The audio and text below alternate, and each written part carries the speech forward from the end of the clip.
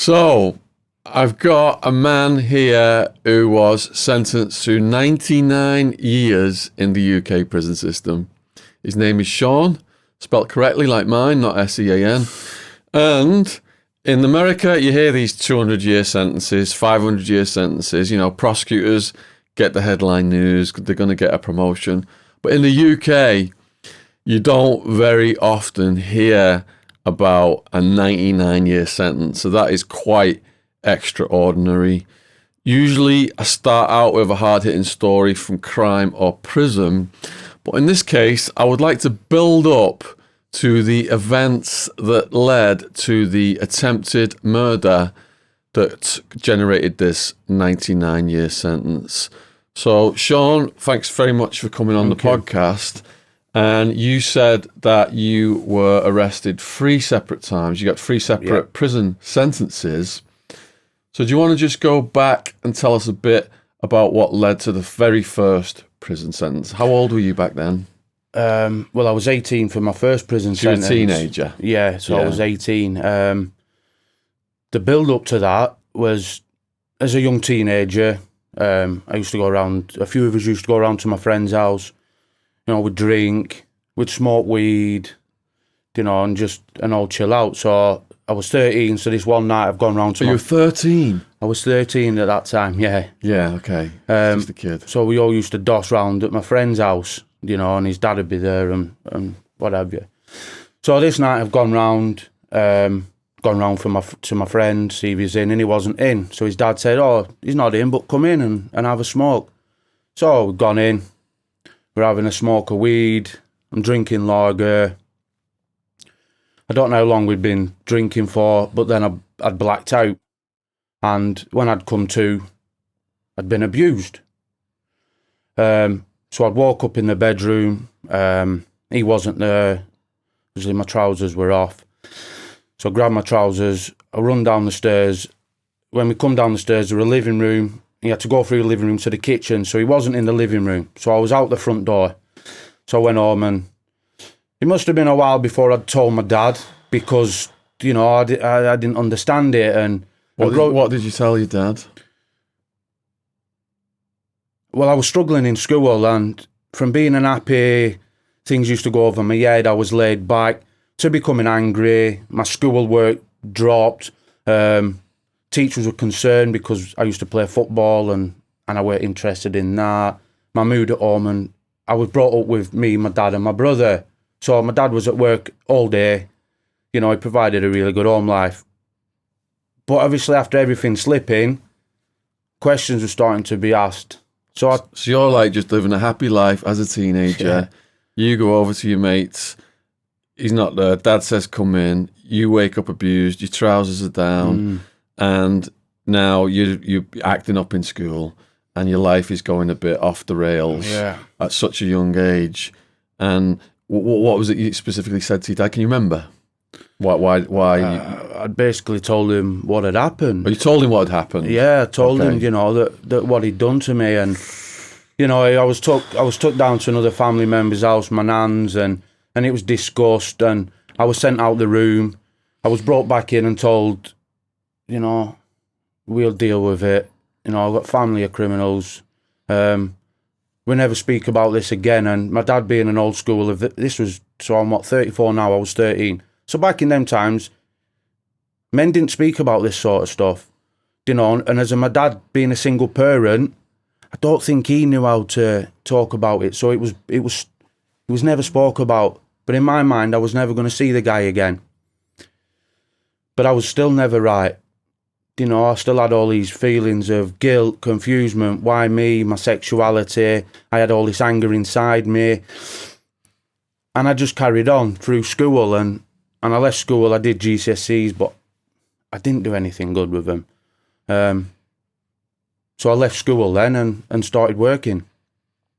What was you working as? So I started, because I was 16, I started working at my dad's. He was a transport manager, so I worked at a transport haulage firm doing forklift truck driver. So I did that for a while. Then I did a few other different jobs, and I went into security then. So when you say security, what does that mean? Well, that was doing site work, door work, just all different security jobs. All work like bars, nightclubs. Yeah. And then during the week was other security jobs wherever I was sent by the firm. So this one night I got ready for work. So I got my shower, I got my uniform on, and I thought, right, I need to get some cigarettes. So the shop was at the bottom of my street. So I'd gone down to the shop, got my cigarettes, come out, and I bumped into someone, and I'd asked him about a particular person that owed me some money. And he said, yeah, he's saying at so-and-so's house. Well, this so-and-so was my friend's dad. Oh, God. This was the abuser. Yeah. So I'm 18, all these years of all this build-up. I'm never going to see him again. I felt betrayed that nobody had done anything. I had this belief that, you know, we were always brought up to believe if somebody kicks one, we all limp. So in other words, we look after each other, and I had this expectation of family members, and because the criminals, a lot of them and whatnot, and no one had done anything, no one had looked after me. So from there I went straight home, went in, got a knife, into the car, and I went straight through the guy's front door. I ended up fighting with his sons. Let's slow down a second then. You're at that front door with a knife. Yeah. And did you knock, or did you just try and kick it in, or did you just try and open it? No, I kicked it. You just kicked it in? Kicked it open, yeah. So just take us through very slowly. Okay. What happened? You kicked the door in. So I'd kicked the front door in. There was a vestibule door, but it was ajar. I've run in, and 3 of his sons were sat there. Are you holding this knife? Is it hidden? I've got the knife out. So 3 of his sons are there. So they jump up, and I start fighting with one of them. One of them run out the house, and another one run up the stairs. So the one I was fighting with, I don't know how I didn't cut him because I had the knife. It was a kitchen knife, but he was on the floor. So now I went up after the other lad. I got him at top of the stairs, got him by the neck. This is the other son. This is the other son who'd run upstairs. Where's your dad? He's in the bedroom. So I let go of him, got into the bedroom, and his dad had heard the commotion. This is the guy who abused me, so he's getting his trousers on. So I'd gone, I hit him a few times, gripped hold of him. My aim was to kidnap him. So I'd got him to the bedroom door, and I started hearing police sirens. So I knew the first son who'd got out the house, he'd rung the police. So I let go of him, run down the stairs, jumped in my car, took a police chase, got away, and I got caught the next day. That was my first prison sentence. So when the police got you, where were you? So I was walking back down. So I'd gone up to a prostitute's house because I knew there'd be police would go to family, friends. So I'd gone somewhere. This time I was wheeling and dealing in a bit of drugs. So I'd gone to a prostitute's house to lay low. The next morning I thought, right, I need to go home. I was walking home. As I got near my front door, they just swooped on me. So they was already waiting around the area. And I got my first prison sentence then. Right, so now you've been grabbed by the cops. Yeah. They take you down to the jailhouse. To the police station, yeah. And did they tell you what you've got charged with or what you're suspected of? Yeah, they tell me what I'm suspected of, which is attempted kidnap, GBH, because I'd cut him. And can you just explain what GBH means? So that's grievous bodily harm. Because you cut him. Yeah, Okay. and also the other lad had injuries as well. So the sons had some injuries as well. All right, so are they saying to you, you're facing a lot of time in prison now because of this? No, I'm not commenting because no commenting. I'd never been in trouble, but I'd always been told if you get lifted, you don't speak to the police. It's drilled in as a young age with me. Yeah. As a lot of teenagers are, you don't speak to the police. Yeah. So I was no comment. And I'd made the mistake of trying to be clever that they'd said, as I got in the car and I got to the end of the street, it was a dead end. So I had to turn left onto another street because if I turn right, it's dead end. So I've got to the end of the street. There's a police van, got its lights on, it's coming up the street. Now we're stuck. He can't get past and I can't get past. So we're in a crossroads. So I flashed him. So I'm in the car, flash him. He's come round. He's come round, waved. And as he's going down the street, he must have realised because I've booted off. He could have had me, so I'm off. So it was only a police van, so I got away from it. So as the interview was going on, I tried getting a bit clever. So he said, oh, well, the police came up the street. you flashed him. And I said, well, why didn't the police van just block me in and arrest me? And he went, who mentioned the police van? You. We didn't. We said police. That's it then. My face goes bright red. I'm embarrassed. You've got me. There's nothing I could do because I'm trying to blag some of it by, when I'm trying to be clever that I don't know them clothing, I don't know that jacket, So that was it then. I got charged with that because how could I get round that I knew it was a police van. Right. So how long are you unsentenced for? So I'm on remand 6 months, 7 months. And where were you housed? At Preston Prison. And how old are you at this point? No, I wasn't. Sorry about that. That was the third part. I was 18, so I was in a young offenders, which was Lancaster Farms. Yep. So I'm 18, going to the young offenders. Going to young offenders for the first time. What's your first day in young offenders like? I was shitting it. When I'm on the sweat box and I'm thinking, oh no, I've seen scum, I've seen all this, I don't know how to handle it because I've never been in that situation. Luckily, when I'm walking to the induction wing, one of my friends shouted out the window. So luckily, I walked on the wing, and because it's my local jail, I knew a lot of the teenagers. Yeah. So it was just like a school for me. Yeah. I took the trusted jobs. I was a big enough lad. I wasn't. A lot of my friends were in there, so it didn't really bother me. The young offenders. How did the guards treat you? Not too bad. I'd seen the way they were with some of them. I'd been in there maybe 2 weeks, and I were in the gym, and another lad from another town. I'm from, I don't know if I can. If you want the public to know or not, it's up to you whatever you want to say. So just say my town. So I'm in my town. There's a lad from a town next, which is like 3 mile. So he'd made some comment about people from my town. So we're in the gym. We go back to the wing. We sit eating dinner. My friends are sat around the table, and they're winding me up. You haven't done anything about that in that gym. People are going to start bullying you. People think you're a victim. People think you're weak. You're going to have to go deal with it.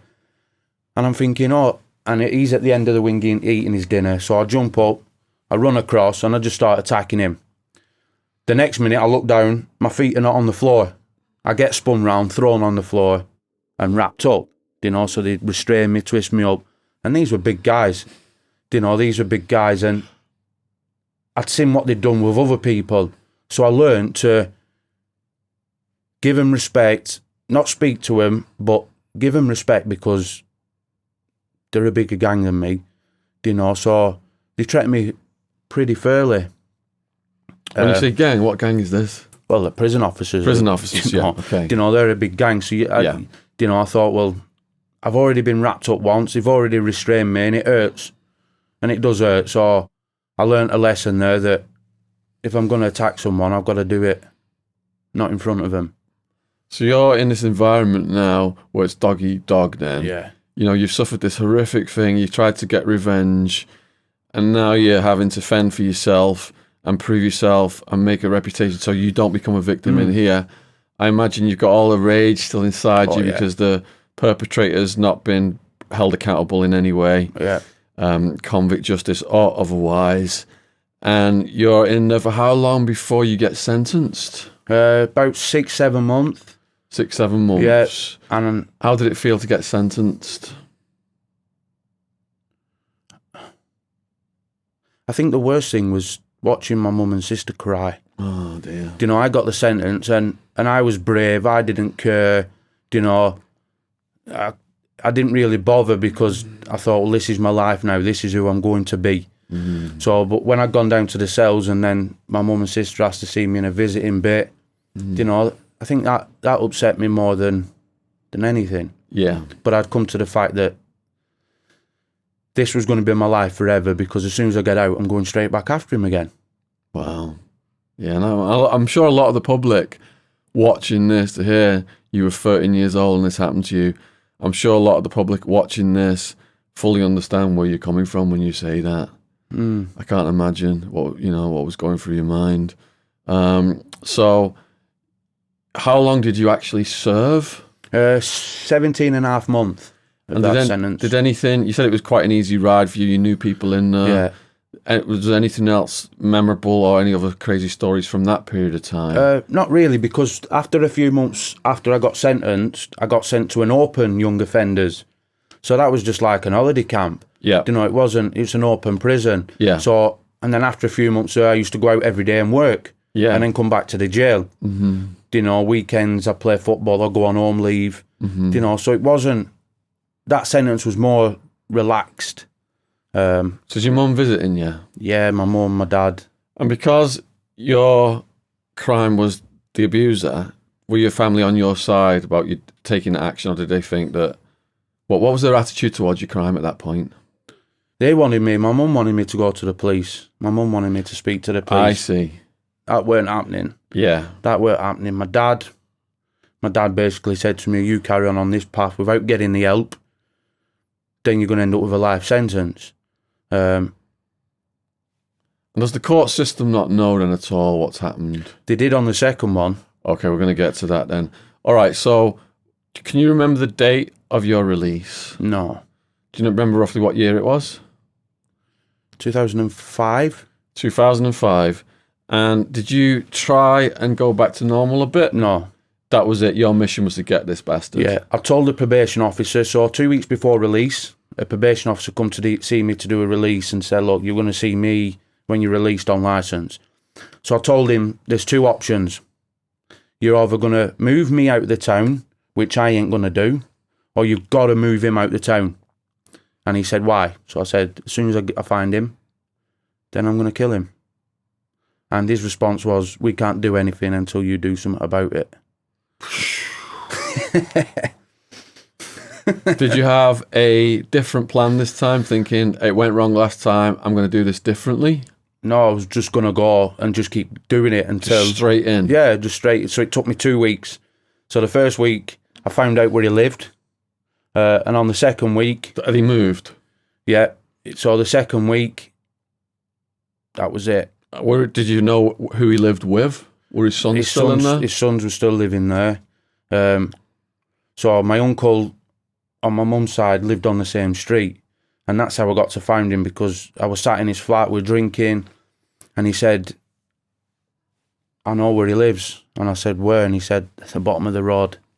So that was it then. Would he have been notified you were released and you'd said something to the person who interviewed you to the effect that you were going to get him, so he would have been on alert? Yeah, he had and his panic sons alarms. would have been on alert. Yeah. He had a panic alarm. He had panic alarms in the house. Okay. And I was told that. You knew that? Yeah. So were you trying to think of ways to get around all this? No, I was just going to end him.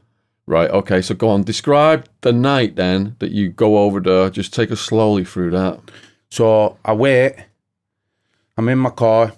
I wait and think, if I go through the house, then it's not going to work. So I wait for him to come out the house. And what time of day is it? Is it day or night? This is about...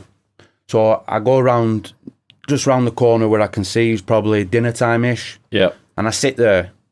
And I sit there till about 6, 7 o'clock. And I see him come out the house and go to get in his car. As I see him go to get in his car, I fly around, fly in front of his car, jump out, and I was struggling because I'm trying to get him in my car. So you grabbed him? Yeah. And how are you holding him? So I'm holding him with his neck. Headlock? Yeah. I've got a knife and I'm trying to drag him and put him in the back of the car. He's obviously fighting for his life. He's struggling. He knows. Is he bigger than you? No, but I wasn't this big. You know, I put a lot, you know, from 18 to now, I was still a big lad. But when someone's struggling and I'm holding a knife and I'm trying to get him in the car, yeah, people don't get in that easy when they're not just going to climb in and say, let's go for a ride. So there's a lot going on. Yeah. So he's fighting, and when someone's fighting for their life, they're going to get superhuman strength. That's it, yeah. So, but this time, his son's run out the house. They come at me, I let go of him. I'm fighting with them now. I'm fighting with them. The police fly around, you know, it took them minutes. Armed response are on me, and I'm arrested again. What you charged with this time? That was the same again. That was attempted kidnap, weapons, and blackmail. Blackmail? What was the reason for blackmail? The threats of, if you don't get in this car, I think they tried putting whatever charges they could. So even the judge were like, "I was a blackmail charge on this," but the threats were, "If you don't do what I'm saying, I'm going to kill you." Right. So that was an extra charge. So I got 3 year, 10 months for that one. So how long were you unsentenced for? I'm not sure. Under a year. Were you back in the same jail as last time? Yeah. Same remand place? So you knew people in there? Yeah, as soon as I went in. Did you get in any situations? Just the usual young offenders, like people shout out the window, abusing your parents, or, hear people having to sing songs out the window, like Bar Bar Black Sheep, and, people being bullied. And it was a lot. The second time was harder mentally, because I couldn't take the banter. So if I thought someone had said something and they were trying to have a laugh, I automatically just attacked them. Yeah. Because I'm not a victim, and you're not going to make me sing songs out the window. Yeah. It's not happening. So with that sort of thing, in young offenders, you tend to start getting left alone. So can you remember the first time you attacked someone over something like that? Well, the first sentence was the lad from the other town. Yeah. The second one was a big guy. Well, he was a big lad from Preston. And what had he done? I can't remember, but he'd come out with. I'd worked with him. We worked on the server, and he'd come out with some jibe. Yeah. And I tried attacking him, but I got a good hiding. What method did you try and attack him? I just started throwing punches behind the servery. It was. Yeah. So we're in the servery, and I didn't come out on top of that one. So he decked you, did he? Yeah. Yeah. But there was a few more situations like that. Yeah, it's just, I don't know, it's hard to explain because it just seems normal behaviour that if you're in a young offenders, you don't really register or think, use that as a memory. Yeah. But it's just all that sort of stuff of the bullying. It's just rough and tumble, isn't it, in there? Yeah, because they're all young teenagers thinking you've got to prove something, got a facade, a face, a name. It's just playground. So how long before you got released from the second sentence? Well, I had to do 12 months licence from my first sentence, so I had to serve that. Yep. As soon as I finished that, I then had to start the 3 year, 10 month then. Mm-hmm. So I'd done half of that, so I don't know what that is, but I did half of that. Yeah. And are you changing your attitude towards doing this a third time, or are you just psyched up still? No, I started using drugs. Okay. And I found that they were blocking my emotions and my feelings. So I got out of prison. Yeah. And so on the second one, I then went from the young offenders to the adults. Okay. So my uncle was in an adult jail. So I was in the young offenders, Lancaster Farms. Mm-hmm. My uncle's in another jail called Wymont. So he's saying, come here, you're with the adults. And so I'm saying, I want to go here, I'm 21. The screws are telling me, stay here, you've got to cuss your life here. You don't want to go to the adults. But I'm adamant. I'm going to the adults, and that was an eye-opener. But while I was in the adults, and I worked on the server, and I was told by some older guys that if somebody says one thing to you while you're on the server, as soon as you finish your work, you've got to go into their cell. There's no two ways about it. You have to go into that cell. And you have to fight, whether you win, lose, whatever. You can't let people bully you because you're with grown men. So that's what I did. I ended up going in and I ended up giving someone a good hiding. What was that over? There was something over the food portions. In fact, it was biscuits. We was given these shortbread biscuits. Now, we had this big box, so I've been given the job by the number one on the server. Right, you're giving the biscuits out. So as people come in, I'm giving them one biscuit out of this pack. So this other guy come, he said, I want two. You're not having two, but I want two. I said, look, they've been counted. If you get an extra one, someone's missing out. It's causing problems. And I was quite wary of upsetting people because food runs out. The lad wants his food and he's entitled to it. So, and I'm thinking, I've got to stand my ground. So you're giving me a bit of verbal abuse. As soon as surgery was finished, the number one said, you better go deal with that. So I did. So the next day, dinner time, it was on a Saturday, I go to the servery. I put my hat on.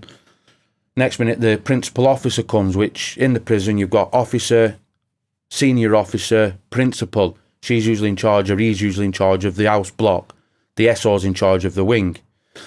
So the PO come and she had a couple of screws with her. So she said, Shaun, can you come with me? So I thought, here we go. This is because I'd attacked, this fella. So I get taken to this office. I go in, sit down, more screws come in. And there's gym screws, so they're quite big guys. So I'm thinking, this is a bit more than what I've done. I don't know what's going on. So she said, I've got some news for you. Your brother's lost his life. Oh, my God. So my brother had been murdered. Your brother had been murdered at this point. Can you give us all the circumstances of that? Are you okay to talk about that? I can talk without going into too much, because obviously there's people out there that I don't want to involve in this. Oh, yeah, don't use any real names. So my brother had gone round. There was something to do with some money. My friends were involved. My brother's gone to collect money. So your brother went to collect some money for some of your friends. Yeah. He'd gone round Is with this a drug debt? Yeah. Okay. How much money was involved? I don't know. I don't know the exact. And he went over there. Was he prepared to pull a weapon on these guys or anything? I don't know, because when I had first gone to prison, he was a kid. Yeah. So he was racing motocross bikes. He was sponsored by Kawasaki Green Team. He had a motorhome. He was doing really well. As soon as I started my prison sentences from the first one, he gave that up. He started smoking weed, hanging around with gangs. So he was getting bad. So as soon as she said, your brother's lost his life, he's been murdered, that's my fault. I didn't protect him like nobody protected me, Shaun, so I've got that guilt. I'm brought up with my kid brother. I didn't protect my brother, and I should have, so all that's going on. I've got a lot of anger going on. When he went to the house to get this debt, then did they stab him? Did they shoot him? No, it was just a guy on his own. The guy said he's not paying. My brother told his friends to start taking his stuff. Yeah. The guy jumped up, my brother's friends run off. So the guy beat my brother to death. Beat him to death? Put him in, he worked the doors. He was a big man. He was a strong man. Put him in a chokehold. My brother was probably 6 foot. He was only 19, 6 foot, but he was like 10 stone. There was nothing to him. Yeah. He didn't have a fight in him. He was all mouth. But the guy chokehold him till he died, threw him out on the street, locked his door and went to bed. Jesus Christ. Did he end up getting sentenced for that? So he got charged with murder, got put on remand, then got let off. Got let off? Yeah, they let him off with it because they said there was a lot of kicking off, but the CPS said that if you believe you're protecting yourself or your property and use reasonable force, you cannot be charged with a crime. So he got let off because he was protecting himself or his property. So... How did you find out about this? How did I find out? That it died? By that principal officer. That's why all the prison officers were there, ready for me to kick off. Gotcha. She told me then. Yeah. That was it from the guards. That was the first thing you knew. Yeah, that she told me. This senior officer told me. So my uncle was on the same wing, and that's my dad's out of 6 of them. My dad's the youngest. My uncle's the oldest that I was on the wing with. He was 2 doors down from me. Yeah. So my dad used to every month send me extra money. So that extra money was to buy tobacco for my uncle because he was an heroin addict. So he said, you don't give him that. If he needs anything, you sorted him out. So earlier on in that day, my uncle had come and said, I need 4 items. So what he meant was 4 packets of tobacco. So I said, what do you need? He said, I need to buy some stuff, some gear. I'll get it you later on. By this time, I'd been told my brother's been murdered. So I go back to the wing. Obviously, I'm in shock. Shock. My uncle comes to me. What's up? I said, Danny's been murdered. His response was, have you got them 4 items for me? That's fucked up. It's his nephew. And his concern is getting this tobacco. So I said to him, I will give you the tobacco, but I'm taking the drugs with you. I'd never took anything like that, Shaun. I took painkillers and weed. No, I'm in with somebody else, one of his mates. I said, forget him, cut him out. I will pay for it all, but I'm smoking these drugs with you. So that's what he did. And that was the first time that I took heroin then, and I felt at peace. Did you inject it? No, I smoked it. So I'd never touched it. My brother had just been murdered, and I slept like a baby that night. And that sounds odd to say, but that's what they did to me. Did that make you want to have more? Oh, yeah. Because when I got up the next morning, and I thought, oh, shit, I'm in bits. I know what's going to take that away. Heroin. And that's what I did through the rest of that sentence. Every day I cut him out, and I was getting my own supply then. How are you paying for it? My dad. So I'll be ringing my dad up, and it's horrible. So I feel it's a shame. It's horrible to say that that's what I was doing, that his son's died, and I'm ringing him up saying, Dad, I need 50 quid. Dad, I need 50 quid. What's it for? Weed. I need to calm down. I need to, you know. And my dad's sending, I was just getting phone vouchers, phone credit for people who had mobiles, top-ups. So that's what I was doing. Do you think your uncle told your dad what it was really going for? No, because my uncle was on. He's not going to tell my dad. My dad would end up. Yeah. You know. So you're just in a haze now. This initial incident that we talked about at the very beginning, the ripple effect has gone out. It's ruining your life. Your brother's dead. You're in a haze going through the rest of this sentence. Did anything else during the second sentence happen that we've not talked about? No, because I just stayed off my head. Okay. And do you remember what year you were released off the second sentence? So, 2008. 2008, just over 10 years ago. And are you thinking that when I get out, I need to get off this level of drug use? As soon as I left the prison, I didn't touch it. Okay. How did you have the mental strength to not do that? Because of the stigma behind it. Okay. The stigma of being a smackhead. Yeah. You know, I'm not going to tell anyone, especially in my area, I'm a smackhead, you know. So, yeah. And then I met someone, and that changed my life. Can you tell us who you met and how that came about? So I met this girl, and I'd met her through my uncle. My uncle, this is another uncle. So he was getting troubled by someone. So he said, can you come and live at my house? So I said, yeah. So every day we would go to the gym. We'd go into town. I followed him everywhere because of this person. What kind of trouble was he in? The guy was just doing stuff to his van. They were best mates growing up, and he'd split up with his wife. Now my uncle continued going to her house as friends. There was nothing, but he ended up supporting her more than him, and he turned on him, which rightly so. I think I'd be a bit peed off if my best friend who I'd grown up with as a kid, you know, was giving more support to my ex-wife than, you know. So he was getting, you know, he was getting death threats. He was getting all these different stuff. So on this day, he said, I need to go drop some money off. So we'd gone. I'm sat in the van. He's come out the house and waved me. So as I've got out the van and I'm walking towards him, there's this girl on the doorstep. And I look and I think, wow. And the first thing he said to her was, look at the size of him. Let's see who's going through his front door now. Now I get embarrassed. I stop, turn around, jump in the van. He gets in the van and I said, look, never, you don't have to do that. If somebody's come in, they come in. Don't instigate and never use me like that again. So I end up going to a party.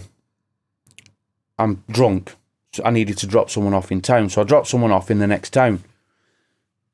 I get a bottle of vodka in the town and I'm drinking the vodka driving back to the party. I come up at the side of a car and as we're going round the roundabout, there's a gang of them in this car and they're looking and they're like smirking at me. So we set off and I go to cut them up, but I clip them. And I don't mean to clip them. So they're chasing me now down this country road. We come into this town. I go to spin round the corner. Didn't have a clue what I was doing, but I was trying to, you know, I'd seen it on TV, handbrake, spin. I'm steaming. I spin the car, hit a bollard, end up on the roof. So I climb out the car. Somebody helps me up. I hit him and run off. And I go to my uncle's ex-wives. So when I go in the house, I'm drunk. I sit down and this woman sat there. This woman that I'd met. So I realised I've left my phone in the car. Well, I had two phones because I was doing dodgy things. So I had one dodgy phone and I had a burner phone on my own. So I'm saying to her, I've left my phones in the car. So she's buzzing off me. She said, ring it. I ring it and I'm threatening this guy that I'm going to cut him up. And if he doesn't give my phone back, and because I'm that drunk, I don't realise this is a police officer that's answering the phone. So he's saying, come and meet me on this car park, come on. And I'm like, she's buzzing off it. She thinks this is exciting. So she goes home. The next day, I get her phone number, you know, so we we get together then. But I'm now having abuse off her ex-husband. He's targeting me now, so the relationship didn't even start good because I've got all this worry with this fella. I start wheeling and dealing, so I start selling heroin, crack, collecting money, going with people when they're picking a weight up from another town. I'm making my money doing dodgy things. Then she's pregnant. So I think, wow, finally, I've got this stunning woman who, why would she look at me for a start? Now she's pregnant. I think, finally, my life's getting better, but I've still got all this inside that's boiling. It's still stirring, but I'm suppressing it. I'm smoking weed and I'm using violence whenever I can because as soon as I attacked someone, I felt better.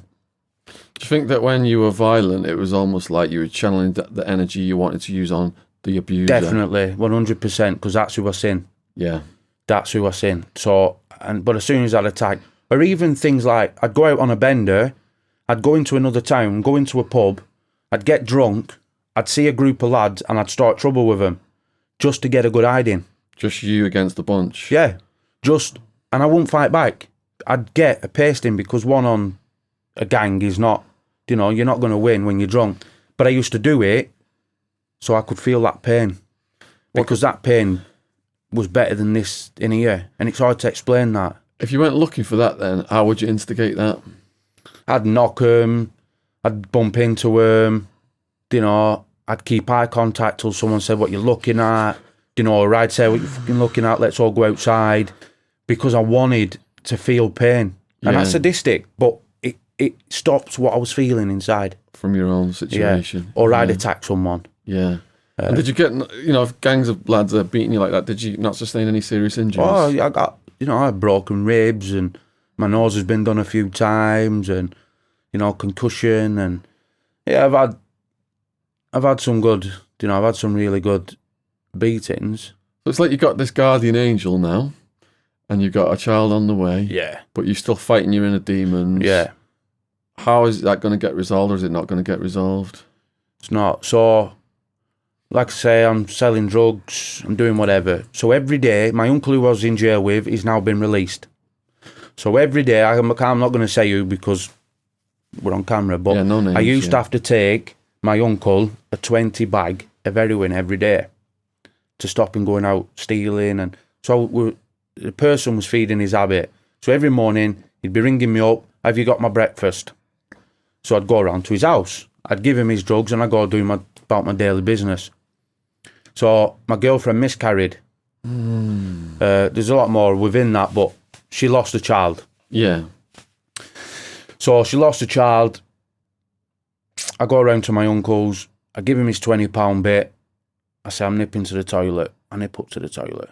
I come back down, walk in the living room. And as soon as I walk in the living room, I smell it. Because he's smoking it on foil. I think, wow, I know what's going to take this pain away. I've just lost a child. Because I remember what it did with my brother. I haven't dealt with any of this stuff, so it's still inside. Do you mind me asking how long was she pregnant for? It's 2 months. 2 months. Maybe. And how did you find out that she's lost a child? She told me. I'd gone out on a bender. Yeah. So I'd gone out on the bender, so I'd gone Friday, Saturday, Sunday. Monday morning, she rung me up, you need to come round. I went home, and she told me that my baby was gone. And how did that make you feel when you heard that then? Crushed me.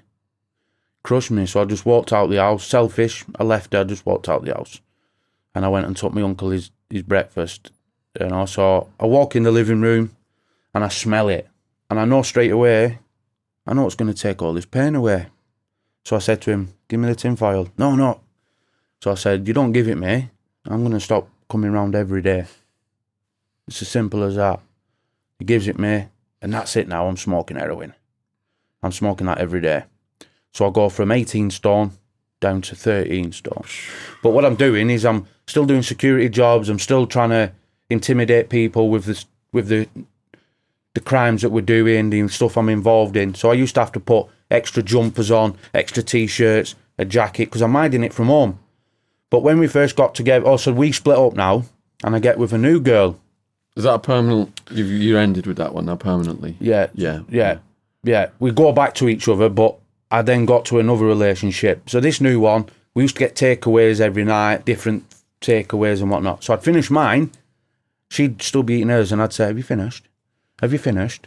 And so I'd eat hers as well, But it got to, because I was smoking this heroin and I got really bad, I got to where I couldn't even eat mine. People are recognising the change in me. People are recognising, and I ended up having a breakdown then. What's your relationship with your dad at this point? I don't see him. You weren't seeing him? No. Okay, so you have a breakdown. What's the symptoms of the breakdown? My head's gone. I'm a mess. I'm crying. I'm just a mess. But it was that bad that I walked past someone I grew up with in the street, and I'd walk straight past him. I didn't even recognise him. People are looking for me. I disappeared. So people are looking, and no one can find me. I didn't even recognise who he was. He rings a family member. They ring, it was my mum. My mum rings the police. Please get me. So have you got a relationship with your mum then at this point? Yeah. Yeah, okay. So the police arrest me, they get hold of me, take me to the hospital, and I get sectioned. Which means you got put in a mental institution. Yeah. Yeah. And what did they say the reason they were putting you in the institution was? Well, they told me that I either voluntary go in or they section me. Okay. So I took the voluntary route because they said it's 3 months, or if you get sectioned, it's 6 months plus until we deem you fit. Yeah. But I'm sat there and I'm looking at people and I'm thinking, there's nothing wrong with me, because I can visibly see what people's problems were. That they had mental health issues, whether they're smacking their head off a door. But mine was all inside. So I wouldn't speak to them. And after the 3 months, I said, we had this review, and I blagged them.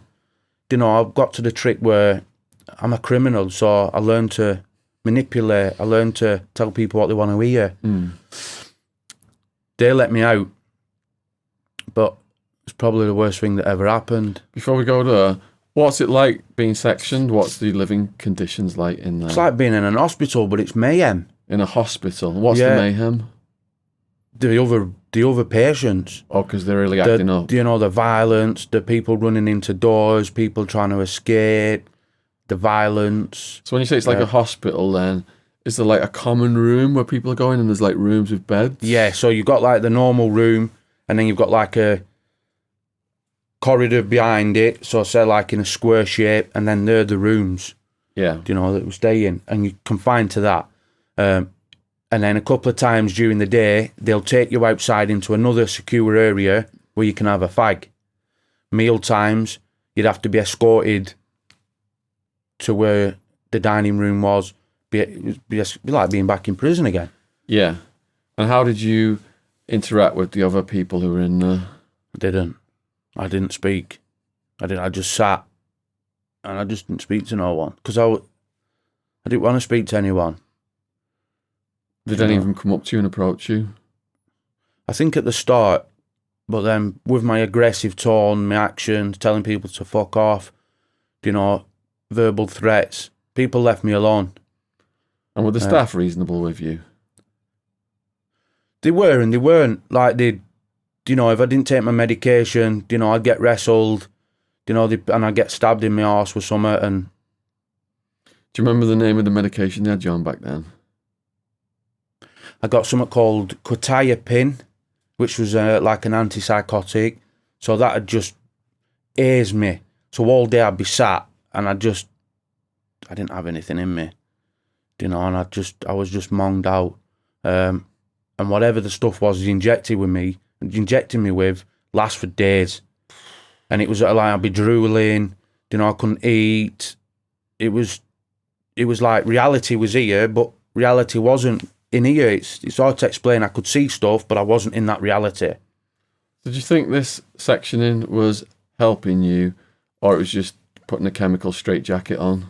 It was just putting a straitjacket on. But that was my fault for not wanting to speak and tell people what was going on. Because at this time, I'm not telling people what me and the demons were. I'm a man. Men don't speak about feelings, emotions. why am I going to tell someone my business? I'm a criminal. You tell no one nothing. So I wouldn't tell him anything what was going on inside. So it was like a catch-22 that I'm in there, but nothing's being done. And what are the demons saying? I want to get out of there. I need to get out of there. Do you know? Are the demons still saying to go and hurt the original? Oh, yeah, abuser? that was her every single night. And I'd dream about what I wanted to do to him. I'm not going to say too much on that, just in case I end up getting sectioned again, like, you know, everything. Yeah. But I used to visualise what I was going to do to him. You know, like the second time I went after him, then I went to prison, and lads who I'd seen on the first sentence saying, why are you not wearing a balaclava? Why would I want to wear a balaclava? I want him to see me. I want him to look at me when I'm torturing him.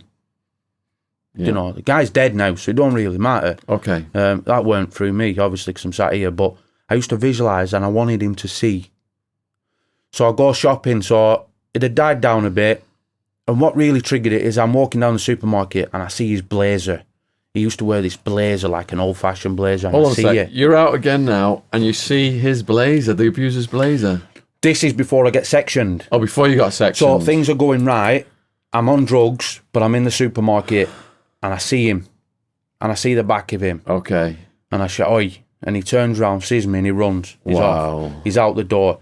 That then reignited everything else again. So it was like I'd suppressed it for that long. Bang, the emotions are back. Then I lost a kid. Then I'm on drugs. Then my relationship breaks down. It's all his fault. So I get let out of the hospital. And I go stay at my friend's house. You know, my friend's got a flat. This was in Blackpool. So the hospital was in Blackpool as well. So I said to him, look, can I stay at yours? He said, yeah, I'm going away for 2 weeks. This was building up to Christmas, to the new year. He said, I'm back on the 3rd of January.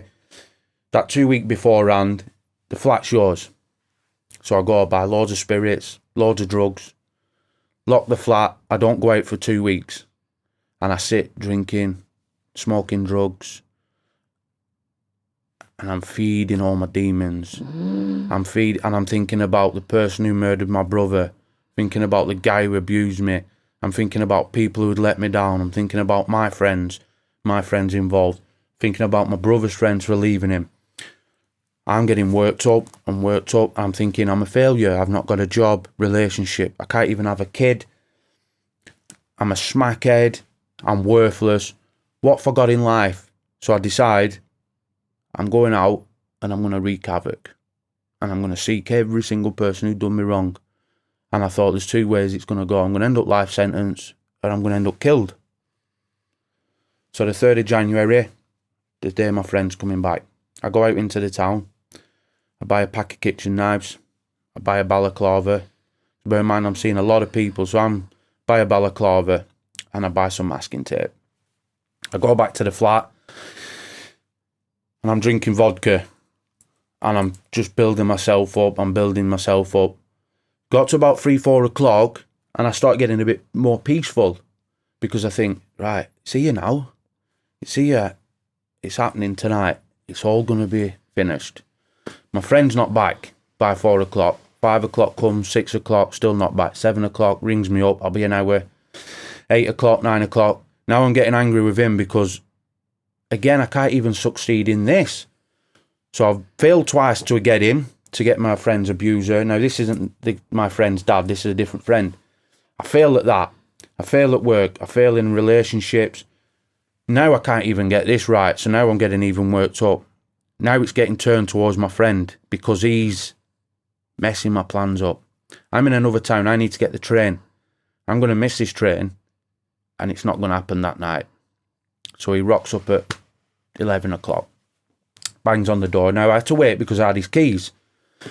So I open the door, he bounces in, and it was, to people, it's stupid. To me at that time, with everything, my mental health, what was going on, it was a massive thing, and he knew I'd been on my own. So he said, oh, have you had a good Christmas? Mine's been amazing. And as soon as he said that was it. The switch went. I pulled my knife out, and I just started stabbing him. But I'm not looking at him. I'm looking at everyone else, and I'm stabbing him. He goes down, and I think, shit, I'm not angry now, but my head's still not right. So I sit down and I think, he's dead. I think he's dead. You know, I'm covered in blood. The flat's covered in blood. So I go through my phone. I think, who do I ring? So I'm going, don't trust. I don't trust anyone.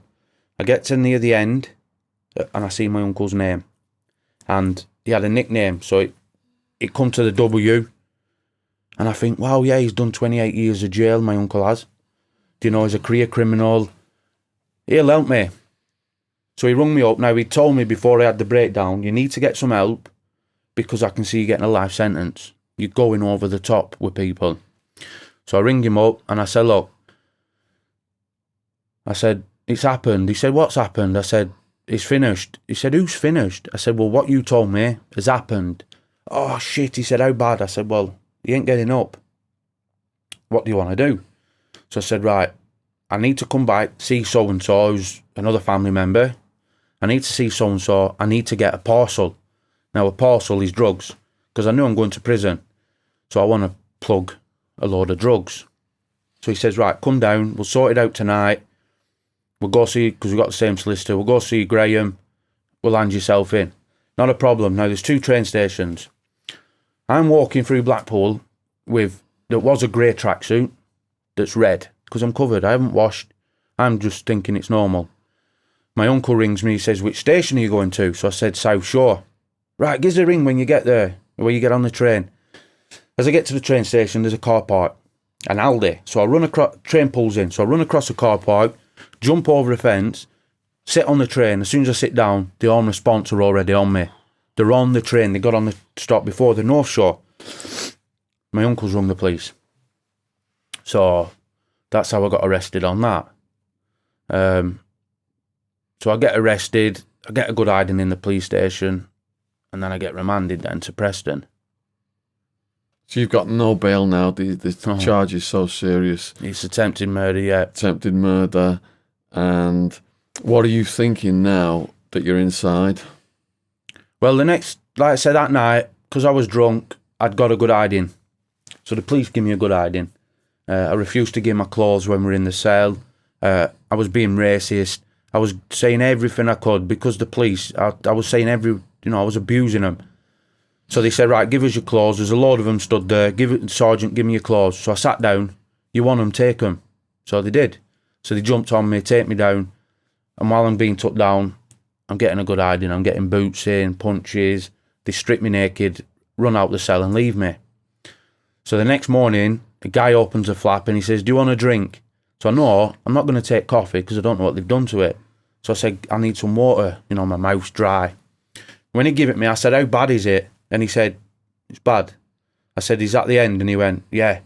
So I'm thinking, my friend's dead. So I get interviewed. My solicitor says, look, he's not died. It was minutes. When you thought he was dead, what went through your head? I didn't care. Because you were just so out there. Yeah, I didn't care. I didn't care. And what had happened is the neighbours had heard the screaming, because obviously he's screaming, I'm stabbing him. My uncle's rung the police, said my nephew's killed someone who's in Blackpool. They've put it together. I'd locked the flat, so I come out the flat, I'd locked the flat, chucked the keys, and got to the train station. So they put it together, kicked the door down. That's how they found him. So he was minutes. He had punctured lungs. It was all his chest area. I think that's it. I'm going to jail for life now, so...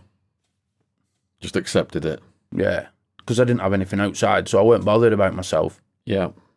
So now you've got a huge court case. Are you in the news and stuff? Yeah, all over the papers, on the news, the local news. And what's the prisoner's reaction to you at this point? Well, when I went into Preston, I was still nuts because I'd only just come out of the mental house. So I was bonkers. I weren't. I didn't put anyone in a cell with me. They left me, which everyone was doubled up.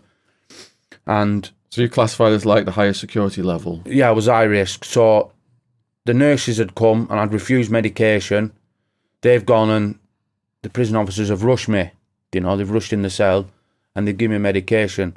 People left me alone because it's my local.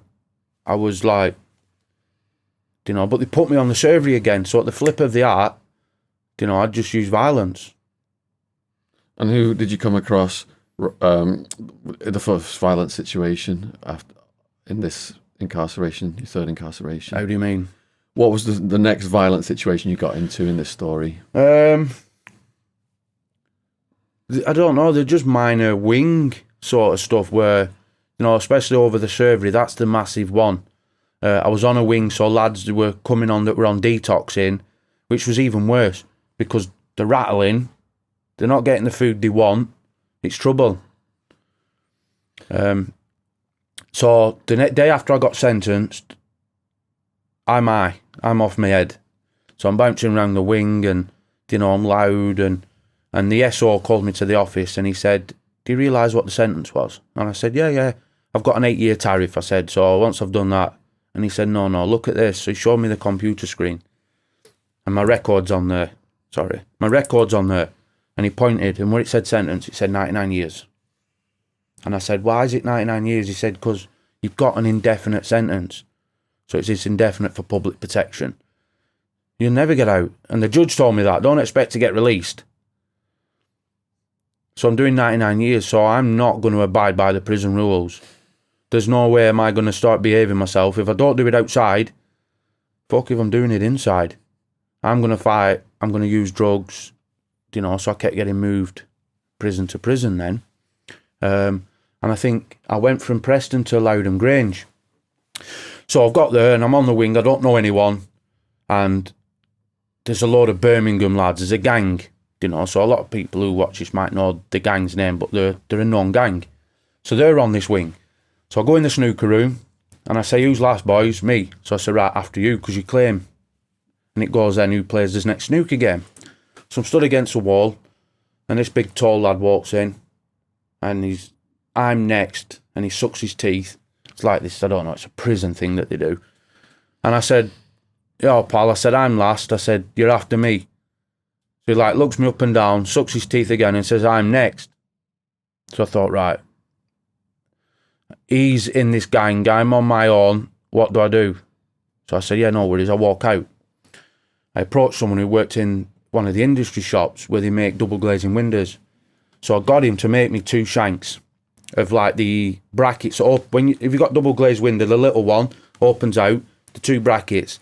So I got him to make me a big one and a short one. She said, what are they for? I said, well, what do you think they're for?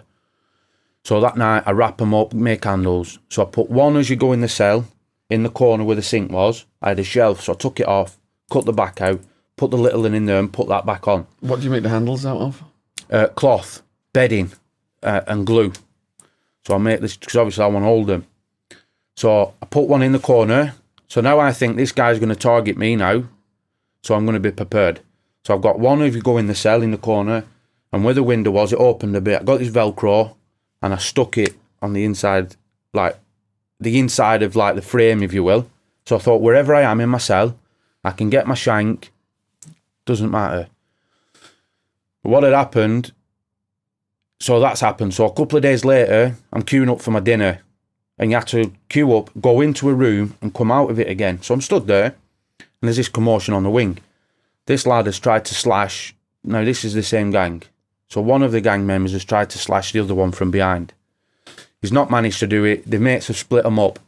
They're on the landing. So one's on the 2s, one's on the ground floor and they're chucking glass jars at each other. And they're smashing.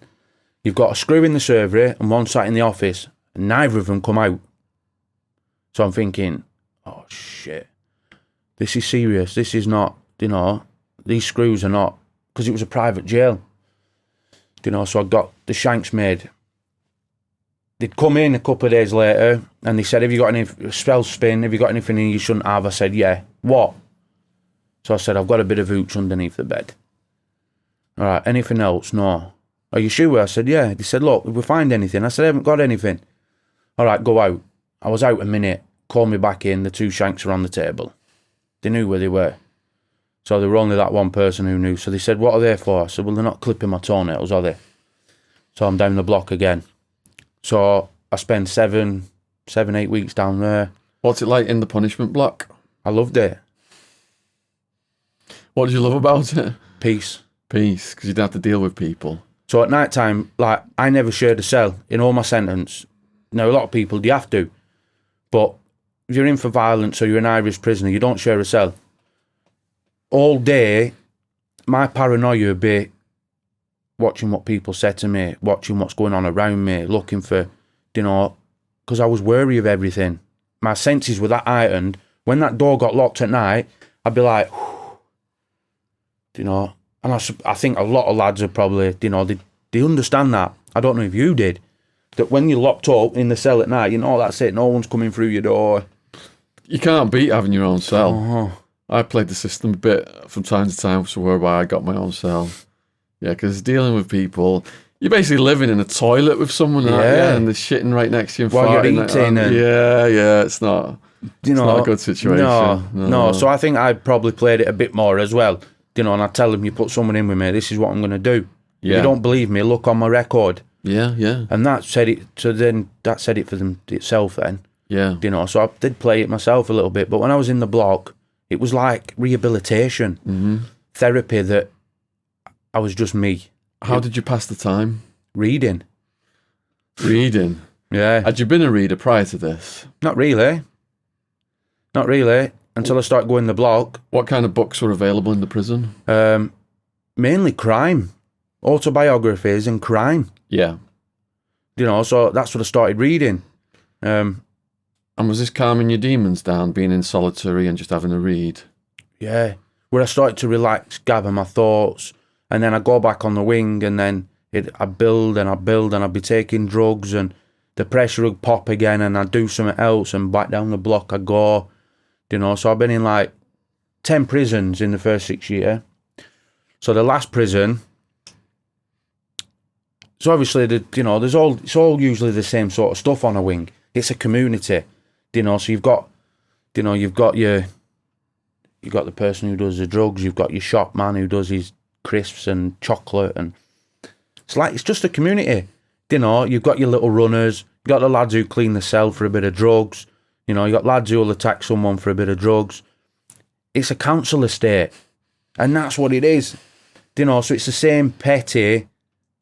You'd have an argument over a TV magazine, and somebody would get slashed or hot watered, and I've seen that, and it was probably the worst thing that I've seen. What was the worst thing? The hot watering. Like, I'd seen a lad get slashed on the back of his head. What was the hot watering over, the incident? I ain't got a clue. It had just kicked off, and I don't know if the lad had been getting bullied, and the next morning the doors have opened, and he's just couldn't run out his cell and just hot watered, So it was boiling hot water with loads of sugar, and what it does is it acts as a syrup. So as soon as it hits your skin, it peels and it burns because you can't get it off. Like melts your skin off. And the more you touch it, the more skin that's coming off. So I seen that, and that was like, the scream was like a wounded animal. So he was just on the run on his own, and another prisoner just threw it on him. First thing in the morning, as soon as the doors got unlocked, bang, that was it. I've come out, gone to use the microwave, and next minute screaming. Because that's the best time to attack someone is first thing. So like me, what I'd do in the morning, at night time I'd put 2 spray bottles behind my door. So when the door got opened in the morning, if I didn't get out of bed to lock my door, because you can lock your door in a lot of jails, so you put your own little catch on the back, I'd have them behind my door. So if anyone come through, I'd hear them and I'd be up, because that's when you get attacked, when you're in bed, when you're naked, when you're asleep. That's when a lot of lads get attacked. There's a lot more cowardice in jail. People do things on the sneaky, sly, moment. So then I'm in Dovegate now. So I get sent to Dovegate, and I attack someone, and it was over the size of my chicken. And it's weird because you always seem to get left legs of chicken. I don't know why. And I used to joke, "Where's the right leg gone?" All the chickens were left leg. It's funny because I had Billy Moore in here today, and he's talking about the Thai prison. How the Nigerians were doing the chow serving, and they would take all the best bits of the chicken. So he'd get like a chicken head with the mohican on it and the eyeballs and everything under his. He'd dig into his rice and he'd get this chicken head. Oh. Yeah. And the Nigerians were like, "What do you want, man?" And they were just taking it off themselves or reselling it. Yeah. Well, that's a lot of the things that are on the service. So I used to get jobs in the kitchen, and then people would say, right, especially like your gym boys, they'd say, right, can you get us tuna, cheese, You know, so all that wheeling and dealing, I loved it. And that's what a lot of the survey lads do. So they take them chickens. The gym lads would want the chicken, so they take the chicken to sell it. You know, whether it's tobacco or drugs. You know, so I was in Dovegate. The lad tried giving me one that it looked anorexic. You know, I didn't even think there was any meat on it. And I said, look, can I have and I'm always respectful. I'm not like so I said, look, can I have another one, please, pal? Because remember my uncle telling me when I first landed in the adults, he said, there's 3 people you've got to keep on side in prison. Your cleaner, your survey worker, says your cleaner, your survey worker, and your laundryman. Your laundryman's doing your washing, your survey lad's feeding you, and your cleaner's when you're behind your door. Cleaner, come, can you pass this to whatever? Or he'd do the running for you, and that's how he gets his pay.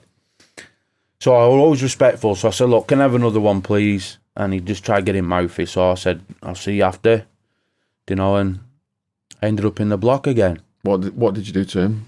It was just fists. It weren't, you know, I didn't have time to, you know, we're just in the cell. A lot of banging about. Did you go to his cell? Oh, yeah. You steamed in? Yeah, straight away. Just, you know, and just start attacking him. And you know, a bit bullyish, really, because he didn't have really a fight in him. I think he was just he had to say something to me behind the surgery because he has to do it. But then I couldn't let that go. So, you know, and then obviously the officers run in and alarms go off. And so I end up in the block. So I'm down the block 7-8 weeks. They come to me and they say, right, ship out. So I'm like, yeah, sound. So I was hoping to go to Gartree, which was near Wymont. So we're going to the reception. So we seen a reception screw that was walking. So he said, the block screw said, I've got Freeston here for ship out. So he said, right. I said, where am I going, Gov? And he said, park. Now these two look at each other and the block screw must have looked and gone, what have you done? You know, he's told me they're wrong. So I said, where is park? He said, oh, it's just on the border just before you go into Wales. He said, it's not far. Yeah, no, where it is. So I get on the bus. So about 5 hours later, I'm thinking, this is a bit weird. We're getting to Wales, another hour and a half. So I'm sat here a long time. Pull up at a petrol station and he comes, he said, you all right? I said, yeah. I said, where is this jail? Oh, another hour, he said. I said, I'm told it was on the border of Wales. He said, no, it's on it's at the arse end of Wales. They've told you this to get you on here. Because obviously I wouldn't have gone. I'm not going. I didn't want to go to another country.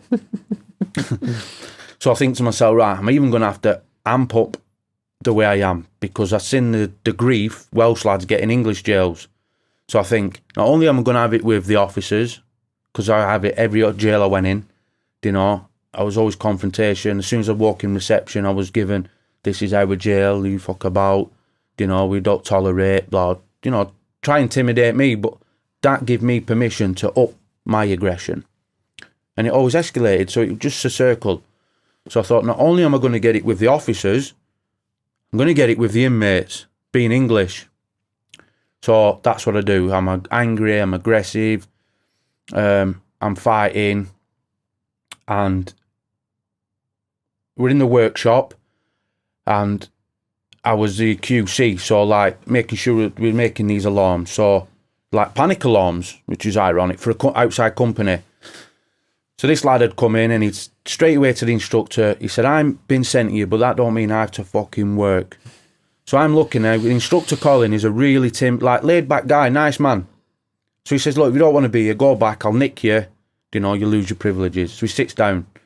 A couple of days later, he stood talking to his cellmate. You know, and he was telling people he was French. He had this long hair in a ponytail. So Colin's come out and said, boys, can you go back to your table? It's not break yet. And he's lost his temper. So I thought, right, now I'm going to have it with you. You know, and I targeted him. So I'm letting my anger build towards him. So days and days and days. So this day we're coming off the wing and someone tells me what he's in for. So, you know, so it wasn't nice. He shouldn't have been where he was. So I thought, perfect. So we go into the workshop. This lad goes to cut his ponytail. It was all set up. So I paid this lad. I said, right, you go, because he had a long hair in a ponytail. I said, you cut his ponytail. As soon as he jumps up, because I didn't want to attack him, sat down. I wanted a fight. I wanted him to fight me. So He goes behind him, tries cutting the ponytail. He like stands up. The lad runs off behind me, and that was it. Then I'm into him, you know, and it was minutes. But obviously I've made a mess of him, so he pressed charges. So the police come in, so they bring the police in. Police interview me, charge me with another violent offence. I get taken to court. Now there's nothing they can do. I'm doing 99 years, so I get this extra sentence, and I'm in the segregation block. How long is the new sentence? It was only 6 months to run concurrent. Okay. Because I'm doing 99 years. What can they do? So and they give me this big fine to pay him, this victim fine, once released. Now I'm not getting released, so you know it was only a magistrate. So I'm in the block for this. So while I'm in the block, I read your books. Read my books? I read yours, yeah. So what year is this? I read the 3 of them. So this was last year. No, it wasn't. This was 4 years ago. 4 years ago. Yeah. You got hard time, party time, prison time. I read the 3 from going into the one that was outside. Yeah. With Joe. Was it Joe? Joe Arpaio. Yeah. Yeah. Right through. So I'm reading your books. Yeah. And I'm thinking, wow. How did you get the books in the prison? They were in the library. So in the This block. was 4 years ago. I did a talk at HMP Park as part of the Hay Festival, South Wales. Must have been just prior. And I have a thing where I donate books to prisons, so I donated a shitload of books. So every day they're those books. Wow, that's every day crazy. They come and I'd say, because I was polite, like I say, I learn how to play it. So in the block, they're the mean screws. Yeah. They think nothing about coming in and really giving you a good hiding. Yeah. So I'm in the block. I want easy time anyway. So I'm polite and respectful. So I'd say, go, please, can I go get some books? Yeah, go on. Mm-hmm. So I'm looking and I'm like, shit. And I seen your name, Shaun Attwood. I thought, oh, wow. I'm reading that and I see the other 2, so I read them. So I'm thinking, how the hell does this guy survive these American jails? Which is weird. It's you know, it's mad. So Yeah. So I've been down there quite a few weeks and I go to do a seg review. So what they do is a manager comes and it's to see that I'm not going nuts. You know, so he's doing a review. It's like paperwork to make sure I've got no injuries, my mental health's okay, blah, blah. So there's 2 screws behind me. So this manager puts my file on the table and he tells the 2 to go out the room. So a bit of back and forth between them because they're not supposed to leave a prisoner in the block, and he says, get out and what have you. So he says to me, right, tell me your life story. I'm taken aback. I'm thinking, what's this guy after? No one's ever asked me this. So he says, tell me your life story. And he was called Mr. Goodrich. So he says, tell me your life story. And I'm thinking, is he trying to find information for crimes I've done? Is this the police trying to, do you know what I mean? And I'm trying to work out, are they trying to find my psyche? Are they trying to find weaknesses? What's he after? So he said, look, I'm not going to speak. I just want you to tell me your life story. So I did. I tell him the story I've just told you. So he said to me, right, you've always been met with confrontation, which has justified your confrontation and blah, blah. He said, I'm going to give you a chance. Now, in the prisons, there's regimes. So you've got basic, standard, enhanced. When you go into a prison, you're on standard regime. So you get your TV, you get your normal exercise, you go to work, you get association, you get visits. When you're on basic, you're on 23-hour lockup, you get an hour exercise on your own, your meals you eat in your cell, you wear prison clothing, these, we used to call them pedo pumps, because they're like 2 stripes. Pedo pump. We used to wear the pedo pumps, no TV. But I'd spent most of my jail sentence on basic, you know. And this guy says, I'm the manager of the enhanced wing. He said, and I'm putting you on the enhanced wing. And I'm thinking, what's he after? Enhanced, which meant you got extra social. So like the most jail got banged up at 7, locked up. The enhanced wing got locked up at 8 o'clock. So you got an extra hour out at night, extra gym, extra visits. And I'm thinking, what's he after? I'm on basic. And this guy is putting me in, and he said, look, I believe you need a chance. So he puts me on this enhanced wing. So there was another officer, I didn't like him, Paul, you know, and I've spoke to him today, you know, so he knows I'm using his name. I'm still in contact, you know, he's still supporting me now. So I didn't like him. But after this violent attack, he used to give the nickings, so he was the nicking officer. So we got into discussion about it, and from there, he started working with me. And this probation officer came to see me. She was tiny. She was probably about 4 foot. So she come and see me. She said, "Hi, Shaun, I'm your new probation officer." So the first 6 years, when they used to come, I'd say, "Go away, I'm not interested. Got 99 years. I'm never going home. Don't waste your time. Don't waste my time." If it was a man and he weren't listening, I'd tell him to fuck off. Women a bit more respectful. So she's come, said, "Hi, Shaun," what have you. So I said, "Look, I'm not being disrespectful to you, miss. I'm never going home, so I'm not interested." And she said to me, "I'm not bothered what you're interested in." She said, "I'm going to see you every week for an hour, whether you speak or not." She said, "But that's what we're going to do." Now, I'm 6'2", 6'3", and this woman's like, and I'm like, sat on the chair, and I'm still bigger than her, sat on the chair, and I'm looking at her thinking, oh, shit. Oh, she put me in my place, And that's what she did. Then I met another guy, and I got into writing then. So I got into doing creative writing.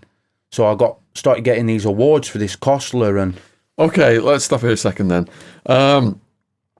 Kostler Trust out of London is a brilliant charity which helps prisoners rehabilitate through art.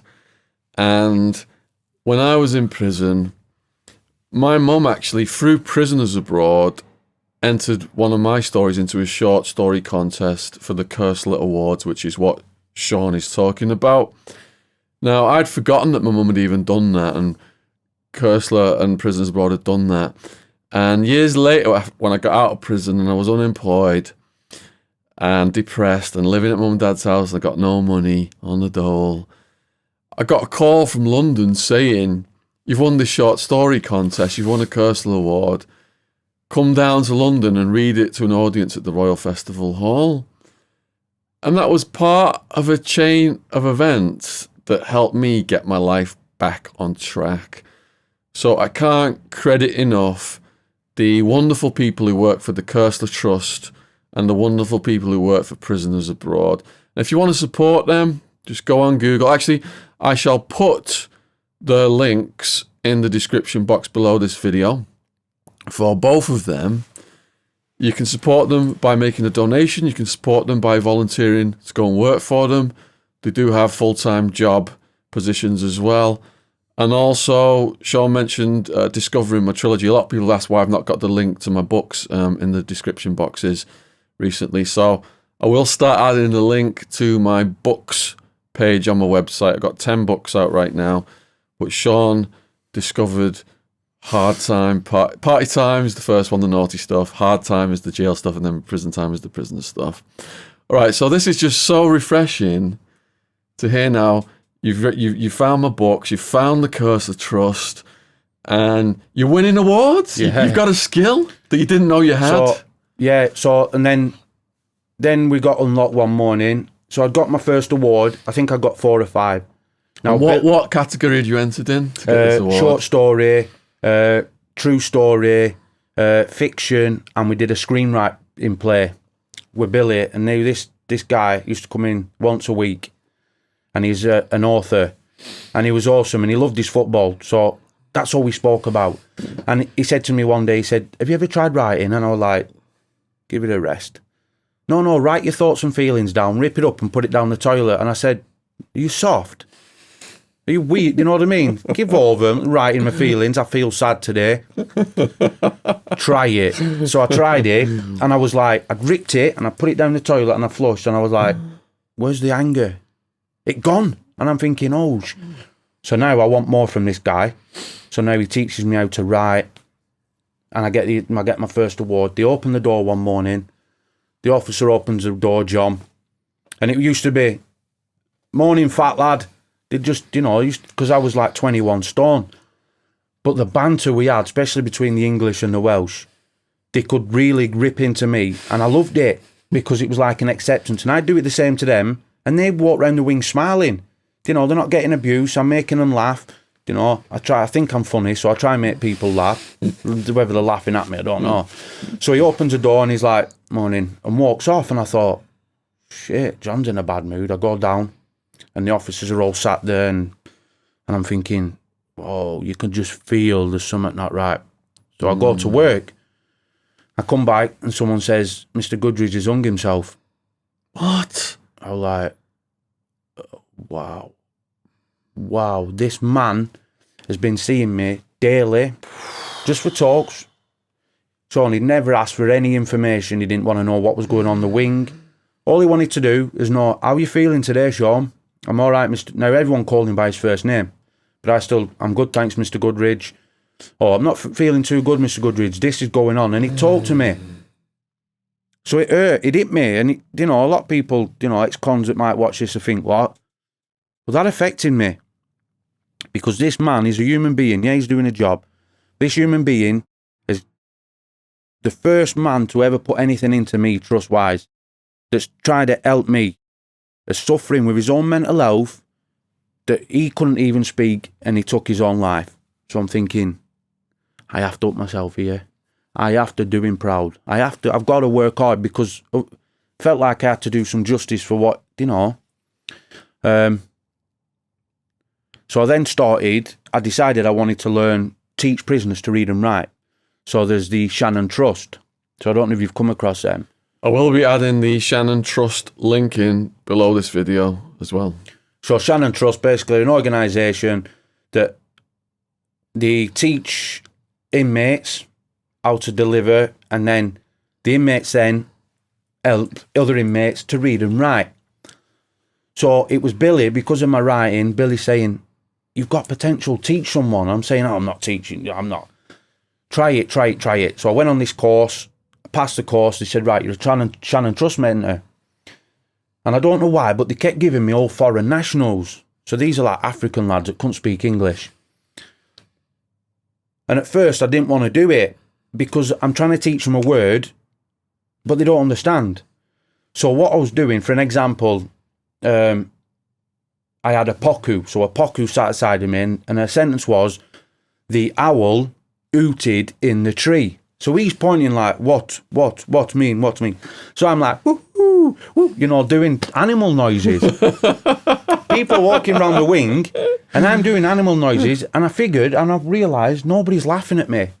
Nobody's taking the piss. And I thought, oh, hang on a minute. People don't laugh. People aren't, I'm teaching someone. So I got really into that. So then I moved on to becoming another mentor. And that was working with inmates who couldn't go into education classes for behaviour, whether it was behaviour, they were vulnerable, whatever the issue. So I used to have 10 lads on a table in the morning, and they'd have like Asperger's, they all had behavioural problems of some sort, whether it was medical or it was behavioural. And that built my confidence, that I had to get work at the night time. I had to set work for them the next day to keep them sat there and keep them occupied. So one lad had loved football, so I'd have to write loads of questions and he'd answer them and blah. So that started happening, and I started then working with CAF every week. It got from doing an hour to like 2 hours. And I never spoke about my abuse. I never spoke about my brother. And the first time I did, I'm not ashamed to say it, I was like a baby. I burst into tears, and that was something I never do in front of a woman. And she didn't laugh at me. And I thought, oh, she hasn't laughed, and that become easier. So them 4 years were the hardest 4 years than the first 6 I'd done. Because I'd look in the mirror and I could see the bad things about me. And they were the hardest years of what I'd done to people. The things I'd done to people. Figuring out at like 30-year-old, 31-year-old, who am I? I'm not a violent person. I've done violent things. But if that hadn't have happened, I didn't even know who I was. So trying to work on myself, they were the hardest 4 years. So I decided then I wanted to start doing talks when I get out. So I approached Billy and I said, look, I want to do talks, but I want to do them to prison officers. So he's like, what? So I said, well, if I can do them in front of a group of prison officers, I can do it to anyone when I get out. So I spoke to an ex-officer that worked on my wing. He delivered the training to the prison officers. So I said, look, this is what I want to do. I want to try it to see whether I've got the confidence. All right then, So my first one was in front of 25 prison officers. I didn't even have a clue what I was doing. Because he's in the prison. Yeah, my legs were shaking, my mouth was dry. So I ended up doing 11 and then got out. So every month I had to do this talk, you know, to the point that then when I went on parole, you know, weren't expecting, I'd done just under 10 years. I weren't expecting release, Shaun. I'm thinking I've got 99 years. My behaviour was atrocious. They ain't giving me parole, but all the work I'd done that I didn't realise when my folder come out of all the stuff I'd been working on, well, I'm here, I got out. That's what got you out. Yeah, so it was down to Paul, Kath, Billy and Mr. Goodridge was like the main man. Them 4 people are going to impact the rest of my life. It's so refreshing and moving to hear a story where the staff have just influenced your life in such a profound way. And they get bad names. Got you released. Yeah. Because there are some horrific things. I've got videos of guards murdering mentally ill prisoners in the jail I was housed. But there are some good people in the system. Yeah. Trying to make a difference. We had a creative writing teacher, and he really made a difference to me. And there's people go in there and do religious services, and they make a difference in people's lives. So not all the staff, and even some of the guards can be try and help you from time to time. It's tricky for them to do that because there is this huge us versus them mentality, isn't there? And I think the biggest thing, Shaun, at the minute with the staff shortages, you know, a lot of cuts are being made, a lot of prison off new. So like the old, and I think the best thing that's happened is, right, so you had the old school guard. So his old school was, my name's Mr. So-and-so, your name is this surname, they call you by your surname. They're dying out and they're bringing all these, and that's what my talks were, was to explain what really goes on a wing, how they get respect, because respect is both ways. But also, for them to realise, hang on, if Shaun can come this far because of Paul and Mr. Goodridge, what can I do for the next inmate? So there's that. So these new ones are bringing in new ways of doing stuff because punishment doesn't work. You know, so it's getting a lot better, but it is still that us, them. You know, so if you want help, you won't speak to a prison officer on the landing because someone else will be sat there watching and then they'll go, he's a grass. He's a snitch, him. You know? So you can't build that. But I didn't care about that. I'd seen these 2 people who wanted to put something in me. You know, I'm sorry with the hand gestures. You're fine. It's 2 people who wanted to put into me, and I trusted them. And look where look how I got out. Let me ask you this then. So, the hardest part of incarceration I found was being unsentenced and facing 200 years. The violence, the cockroaches, the heat, the guard brutality, the gang mayhem, I could deal with all that. But thinking I'm never ever going to get my life back, be back on the streets again, that pushed me to the point where I was ready to kill myself. I was literally going to do it after a guard did a skirty walk, just slash my wrists and bleed out. I couldn't, thinking I've got to spend the rest of my life in an environment like this. What's the point in going on? Yeah. You thought you had the 99. Yeah. You thought you were never getting out. Yeah. What stopped you from going down the suicidal thoughts? Them suicidal thoughts were there every day. They were there? Every day. Okay. So I was in Dovegate. They were there all the time. But I'm a coward. I didn't have the bottle. I didn't have the bottle to do it. Well, some people will say it would be stronger not to do it. Yeah, maybe. But in myself, I felt I couldn't do it. I couldn't do it. So I was in the block and I had the razor blades and I thought, this was like my 10th prison. So I'm in Dovegate and I'm thinking, I'm on the phone. My family knew when I was in the block because I didn't ring them. And I'm putting them through shit again. So everything would be right. And yeah, I'm all right. I'd ring them. They come visit. Then all of a sudden, bang, they wouldn't get contact. They're worrying, has he done something to himself? Has he done something to someone else? What's he going through? I was punishing them. So I was in Dovegate and I had these razor blades and I had them on the table and I thought, that's it. Now I'm going to do it. And a song come on the radio and I listened to that song and I just burst into tears. And I thought... Do you remember what song it was? Yeah, I can't remember the name. It goes something like, I'm in the corner. not Callum. I won't ask you to sing it.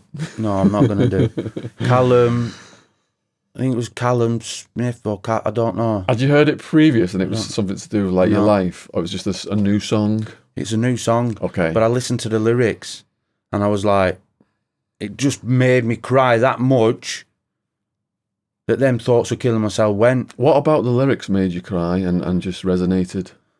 Bringing back like,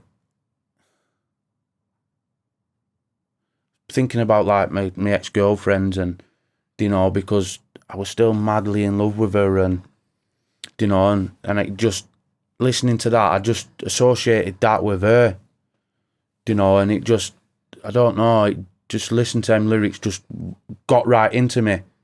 So that stopped myself from killing myself. And then obviously I moved to Park but I always had them thoughts. I just didn't have the bottle to do it. Right, my next question is going from facing 200 years to getting sentenced to 9.5 years was like the happiest day of my life. One of the happiest days of my life. Because I could then see I was actually going to get my life back. So how did you find out that you were actually not going to be doing the 99 anymore? You were going to get released? Right. And how did that make you feel? Right, so the year before my parole, my inside and outside probation, Kath was the inside and outside said, we ain't back in release, you're not going home. You're not going home. So in that year, I'd done a lot of work with her. So when it come up to the parole and we did all the work, everybody was backing me by the outside probation, which is a normal thing. I got grilled for like 20 minutes when they should go on for hours. I got grilled for 20 minutes off a psychologist. The judge said, I've no questions, it's over.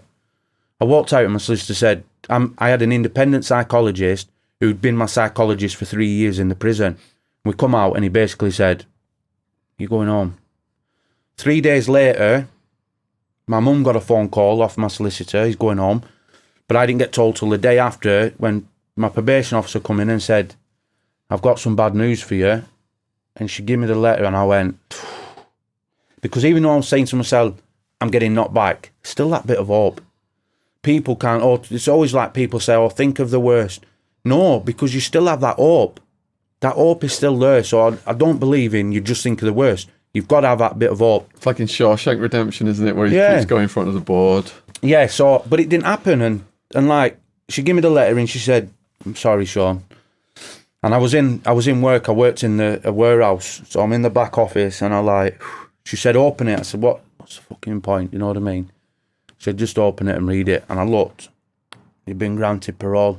And I said, why are you saying sorry? She said, oh, because we weren't working together no more. And I was like, fucking bitch. Bang. Do you know what I mean? It was like, wow. And that stopped me from wanting to cry to doing your reaction. Yeah. It was mental, and I couldn't believe it. And I kept saying to people, I'd be on the wing, I'd be playing like the PlayStation with some of the lads. I'd put the joypad, go to the office, and say, "You're not joking, are you? They're not like trying to wind me up and trying to like torture me." And they'd be like, "No." So it took them like 3 months, but for 3 months I tortured them, saying, "Is there any letters saying that they made a mistake?" Or I still could not believe it. I've got 99 years. I'm never going home. I'm never going to live my life. To you're going home. Wow. So when you went back into your cell, immediately after you'd found out that same day, what's going through your head? Well, she told me when I was in work, so I rung back to the wing. Yeah. I rung my dad. Yeah. You know, I said, Dad, he said, ring me back, I'm at work. He said, I'm making a delivery. And put phone down, I was like, you tosser, I want to tell you my news, like, Rrr. So I ring my mum up, I'm like, Mum. She said, I already know. She said, I got told yesterday. I was like, why can't you just like play and go, what is it, son? Oh, that's a minute. No, I got told, so I went back to work, but it was just like an haze. And I went back that night, and I just didn't sleep that night. You couldn't sleep, so excited. Next day I went back to work, I was adrenaline kept, I didn't even feel tired. But later that night, because I'd not had slept, it was the second night, I just burst out. Do you know what I mean? But it was tears of joy, and then the World Cup started. They were them 3 months knowing I was going home, they were actually hard in the sense that there's a lot of jealous people. A lot of people coming up, like hugging me, well done, Shaun, you deserve it, you know, you're a good lad. But then you had some that be like, yeah, well done. And knowing in their head they still got a lot of years left to serve, you know, people who were trying stuff with me. Really? That wouldn't try it before, so they were trying to push my buttons. They were trying to, like, there was one person that was sat there and he just went, I fucking hate the English. And I said, why do you hate them? What's anyone ever done? We just fucking hate. And I said, right, I don't want to get in this conversation. I got up and I walked away. And I felt that big because I'm sat with my mates as well. But it was only after when they come, because obviously I went to my cell, you know, and I'm smoking. And they come down and they said, look, what you did, that was amazing. You got up and walked away. That person wanted you to smack him. People were trying them a little bit. So not only was the euphoria, there was a lot of fear that at any minute it can be taken away. If I'd have cracked someone, if I'd have got a drug test, gone. You know, so the day of release was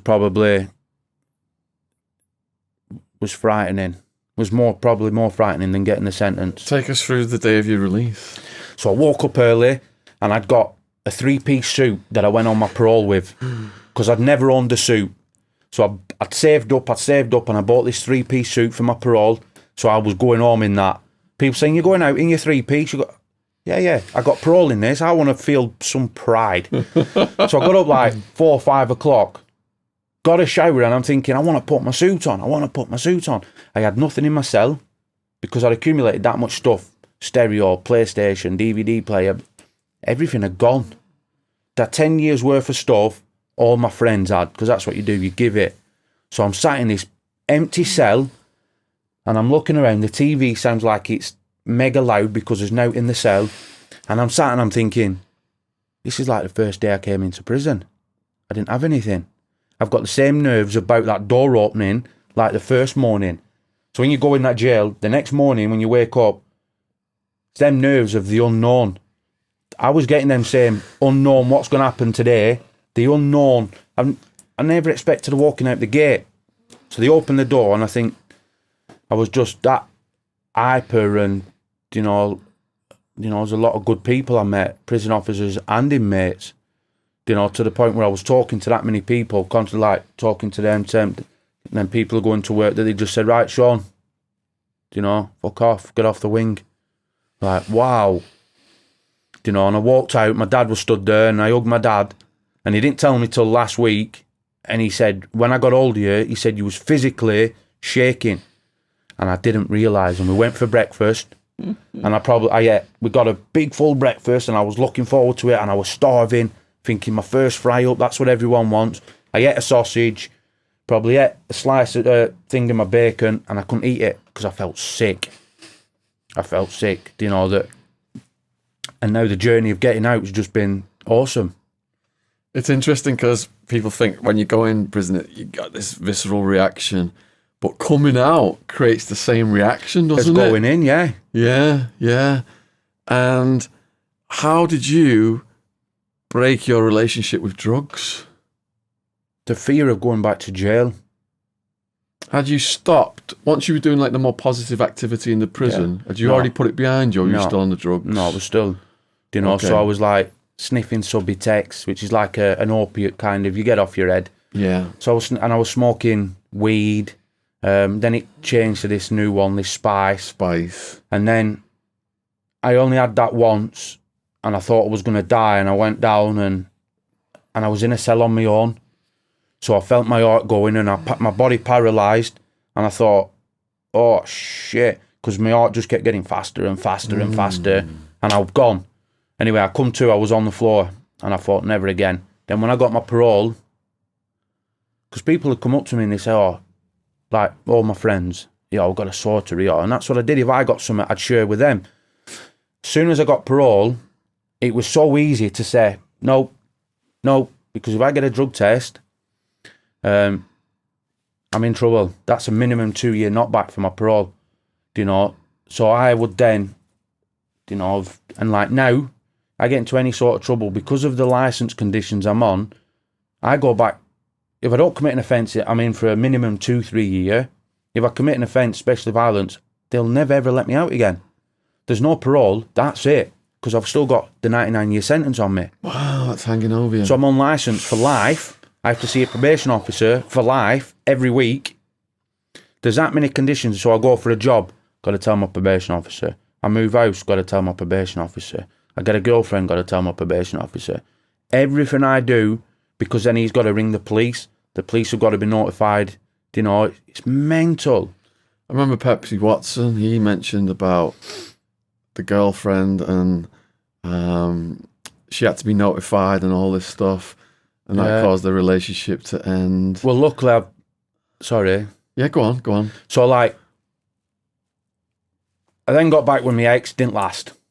This was the ex you were pining for? It didn't last. So I've spent, like, I've spent 8 months on my own. And I got talking to this woman, and she don't drink, she don't do drugs, never been in trouble. And we were talking, and she said, have you got a car? And I said, no. Why not? And I thought, shit, here it comes. I said, look, I got banned, I said, and I'd not told her I'd been to jail. So the next text message was, have you ever been to jail? So on, like, your WhatsApp, people can, when you start typing, you can see the person typing, and if they delete, it shows. So I'm typing, delete, type about 15 minutes. Anyway, I sent her this message. Trying to work out, how do I tell this person, like, I've been to jail, she's awesome, she's never lived my lifestyle. As soon as I tell her, she's going to go, ta-da, do you know what I mean? I ain't going near you, you know. So anyway, a message coming, it was, I thought you had. And I thought, oh, shit. So I ignored it. I thought, that's the end of it. Anyway, she contacted me another 20 minutes later, why are you not talking? I've told her absolutely everything. You know, so we went on a date 5 weeks ago. The next morning, she'd got my name, so she'd Googled it, and I'd not even told her everything, but she'd read the Google, and I thought, and I didn't know till the weekend gone that she'd read it, and I said, wow, and you're still stuck? Like, yeah, I needed to get to know you. You know, she's so supportive. You know, she's awesome. She's amazing. So it's like, I told her, I said, look, my probation officer's going to want to speak to you. Because that bothered me when he said, we have to know. And I said, I ain't a sex offender. I'm not, you know, I'm not a nonce. But he had to tell my partner, and if they've got kids, and he said, it's because of the violence, if they've been had abusive relationships and social services. So it can cause a lot of problems. Luckily, I've hit luck, you know, where mine's...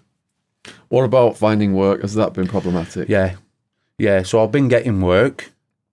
Can you tell us about the rejections as well? So about 3-4 months ago, I went into an agency and I said, have you got any jobs? Now, when I was in Park, I'd got an MVQ in warehousing. So I got this level 2 MVQ, and the manager there taught me everything.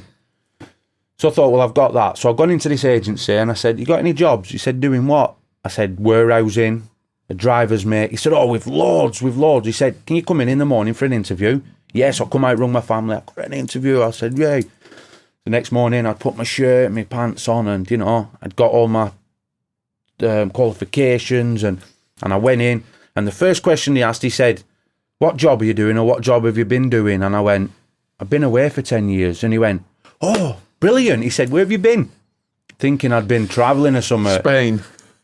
Where have you been? And I said, look, I'm going to be honest, I said, I've been to prison. He said, I'm not interested. He said, interview's over. And I said, well, you got jobs? No, we haven't got anything for you. I said, can you not let me? He said, no, I'm not interested, go away.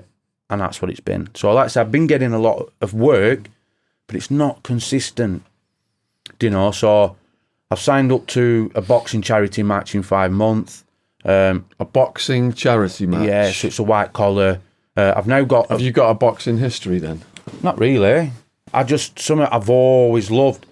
So I thought I need to learn discipline, challenge, and I've seen it, and I thought I'll sign up to that. But now I've got my own trainer whose son and daughter, they box for England, European Championships. So every day, he's training me. So I'm hoping got an amateur fight in 3 months. So I'm focused on that. My relationship, doing talks around schools, colleges, unis, you know. If school teachers watching this wanted you to come in and do a talk, how would they get a hold of you? Have you got something I could put below this video? Yeah, my email address. Your email address. Yeah. And what area would you be available in? Lancashire, mainly Accrington, but Lancashire. Accrington, Lancashire area. Yeah, so I was doing some in Leeds in Yorkshire, but I was going with an organisation. Yeah. So I've done like, I think about 13. So I've done schools, colleges and unis. Yeah. Now I've gone back home. It's not being done in my town. So I need to do it. But I'm struggling because I'm going into schools. They're listening to my story and they're saying it's amazing, but we've got safeguarding. I've no profile. I'm not an organisation. Nobody knows anything about me. I'm just this violent person. Do you know? It's a risk for a school to bring a prisoner in because it's an unknown thing. Yeah. You gotta have if you get a website up and have like testimonials from other schools and video clips of you doing. People ask me how'd you get into schools. You gotta get a reputation. You gotta build it up. Get testimonials from other schools. I got a brochure printed up. This is how I started it. Got a brochure printed up from Vistaprint, like 5,000 of them. Right. And then just started like mailing hundreds of them every term to the schools.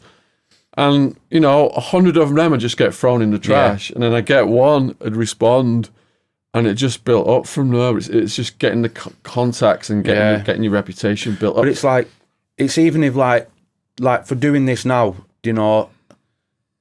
I ain't doing this for me. So it's like, this is like a bit of an educational one. So even if like the schools don't want me to go in, they can use this. They can. And what if you went into school? What is your message then? As well as telling your life story, what's the moral? So when I go into schools and I talk about the abuse, it's more about looking at dangers of adults. If something don't feel right, you've got to speak. If you're struggling with mental health, so if a teenager's sad and they don't know why they're feeling sad, talk to your parent, teacher. You have to talk, because if they don't talk, later in life they end up like me. So my story is, you don't end up like me. If you're carrying a knife, why are you carrying a knife? You're either scared of something, you're involved in something.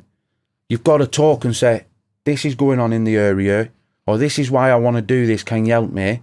Because ultimately you're going to end up dead or life sentence like me. So that's my message is, you've got to talk. You have to talk. Yeah, it's really positive, man. A lot of people are interested in prison survival advice as well. You've done 3 stretches. Yeah. How many total years have you served throughout all your stretches? Okay, so we're 2019 now. So I got out 18. So from 2003 to 2018, I had a year and 2 week out. That was outside. So I had the 2 week and I had a 12-month, and that's all I've had since 2003. So I spent like 14 and odd years since 2003 in jail. And what would be your main prison survival advice for a young person who's going into prison? Just keep your head down. Don't borrow. Don't get involved in the politics. And you got to use what's being offered, because there is good people in them prisons. So if you open up and say, this is why I've done what I've done, people will help you. You just don't start the borrowing. And when you say don't get involved in the politics, what does that mean exactly? So that means getting involved in someone else's disputes. So if 2 people are arguing or they're falling out, don't get involved in it. Don't put your bit in and say to him, oh, this, and then you're saying that to him, because it'll turn back on you. So whatever's going on, you keep out the way of it. If there's problems going on with drugs, you keep away from them people. Don't get mixed up in it, because once you're mixed up, it's same as outside. When you get part of a gang in jail, you have to do the same things as you do outside, because if you don't, people turn on you. Because people, there's that gang mentality, as everyone has each other's back, and don't be afraid to ask for help. How easy is it to stay away from drugs in prison? It's not easy. It's not. If I'm honest, it's not easy. So the best thing to do is to find, a lot of jails have a drug-free wing. So people giving drug tests, people that go on there usually want to stay away from it. Get yourself onto an enhanced wing, because people don't want to lose that.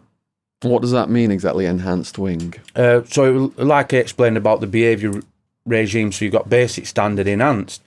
So enhanced is more visits, more gym time, extra time out your cell.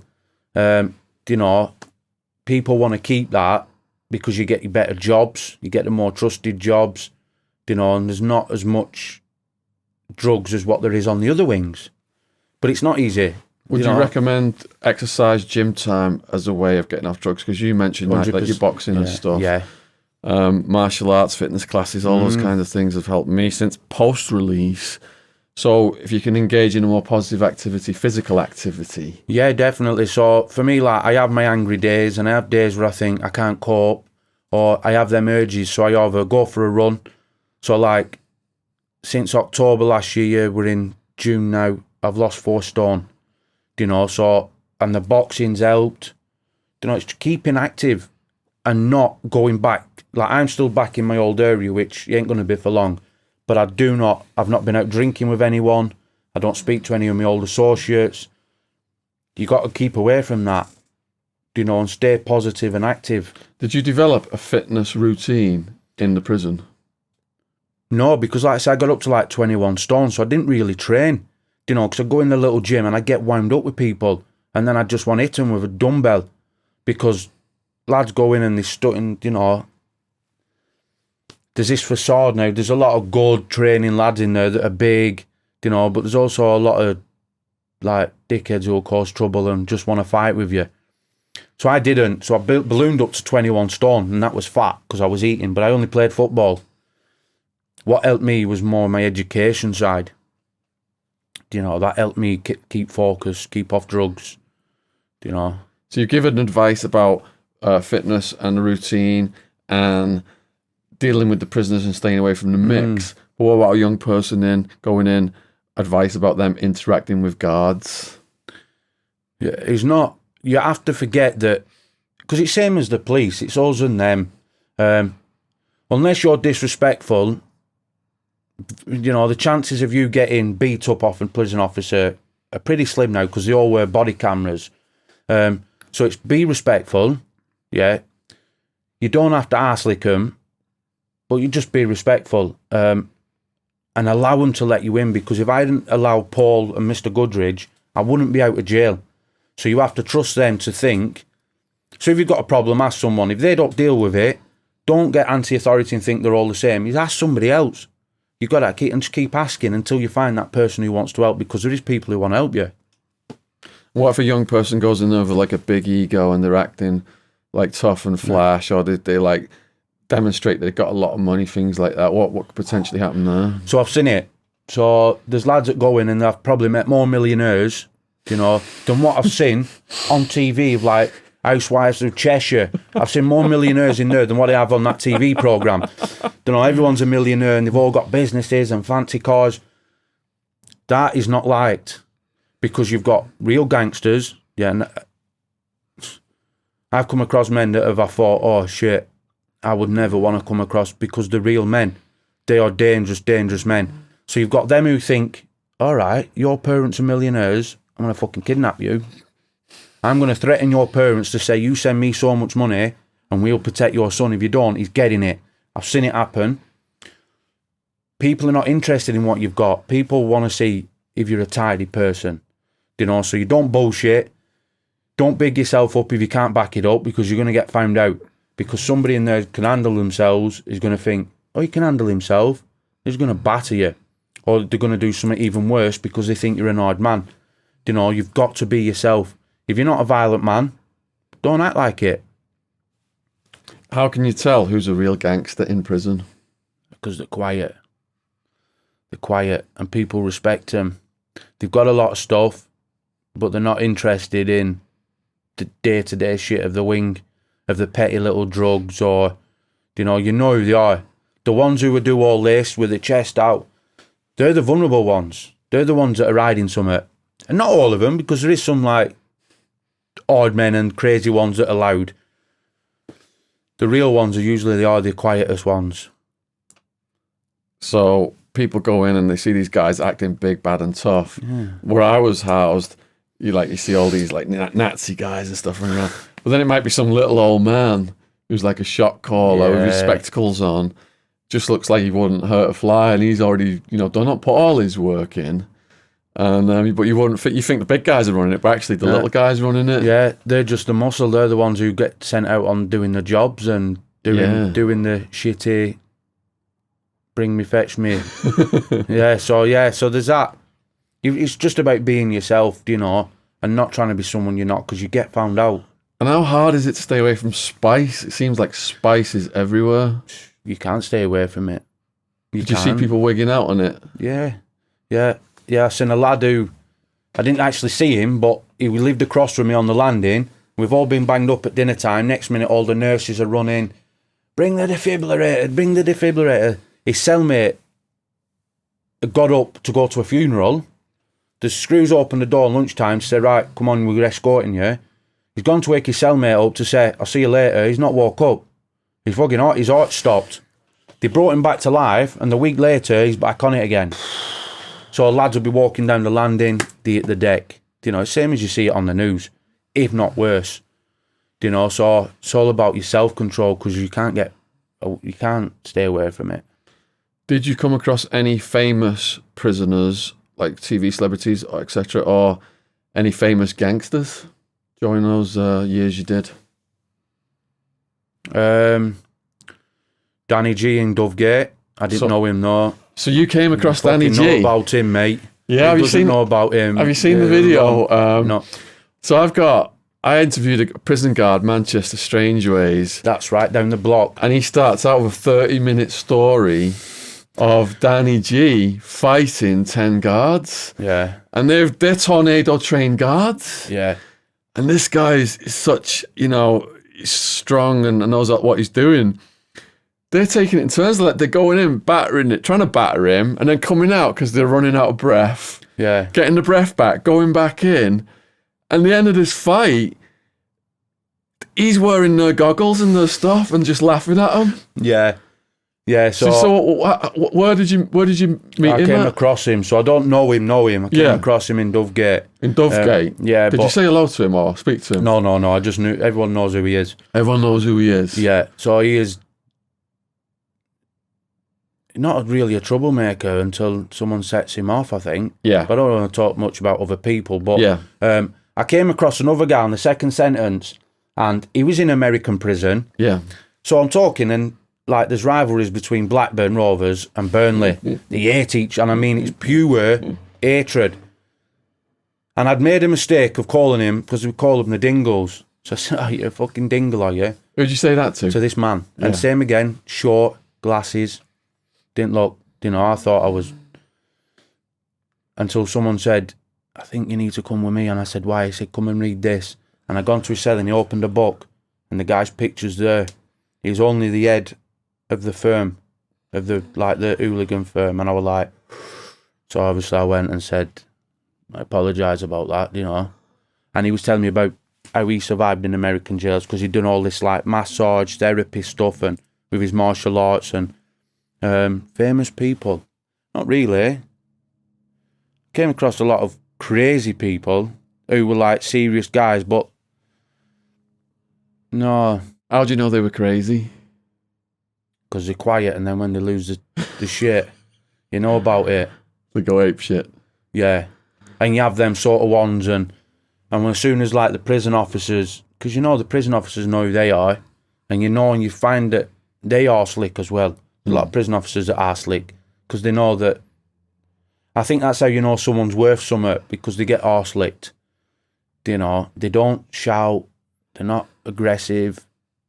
It's just the way they carry themselves. Yeah. So is there anything you would like to say to all the people watching this video about your experience, or a message to them? I think I've said most about doing the talk. You've got to ask for help. If things are going on, you've got to ask for help. I think for the wider public is not to judge, because we all judge and go, he's done this, he's done that. When if people listen to my story, if that hadn't have happened to me at 13, I wouldn't have been sat here now. There's always a reason why people behave or do things. You've got to give people a chance, not put other people down, because one day you could be in that position yourself. You've told your story absolutely brilliantly. I thank you so much. And if you are in the Accrington, Lancs area, if you're a student or a teacher, Shaun's email is going to be in the description box below the video. Just from what you've heard tonight, show your teachers this video and say, look, this guy's legit. He's got a hell of a story. Knife crime is such a huge problem right now, and most of your stuff or the major offences revolved around knife crime. Get in those schools, and I think you could do a really good job showing the kids, the consequences of what happens when you pick up a knife and you go around like that. So really thank you coming in, brother. Thank you very much. Man. Yeah, cheers, Shaun. Take care of yourself. Yeah, thank you. Yeah, you're Thanks. welcome. Yeah.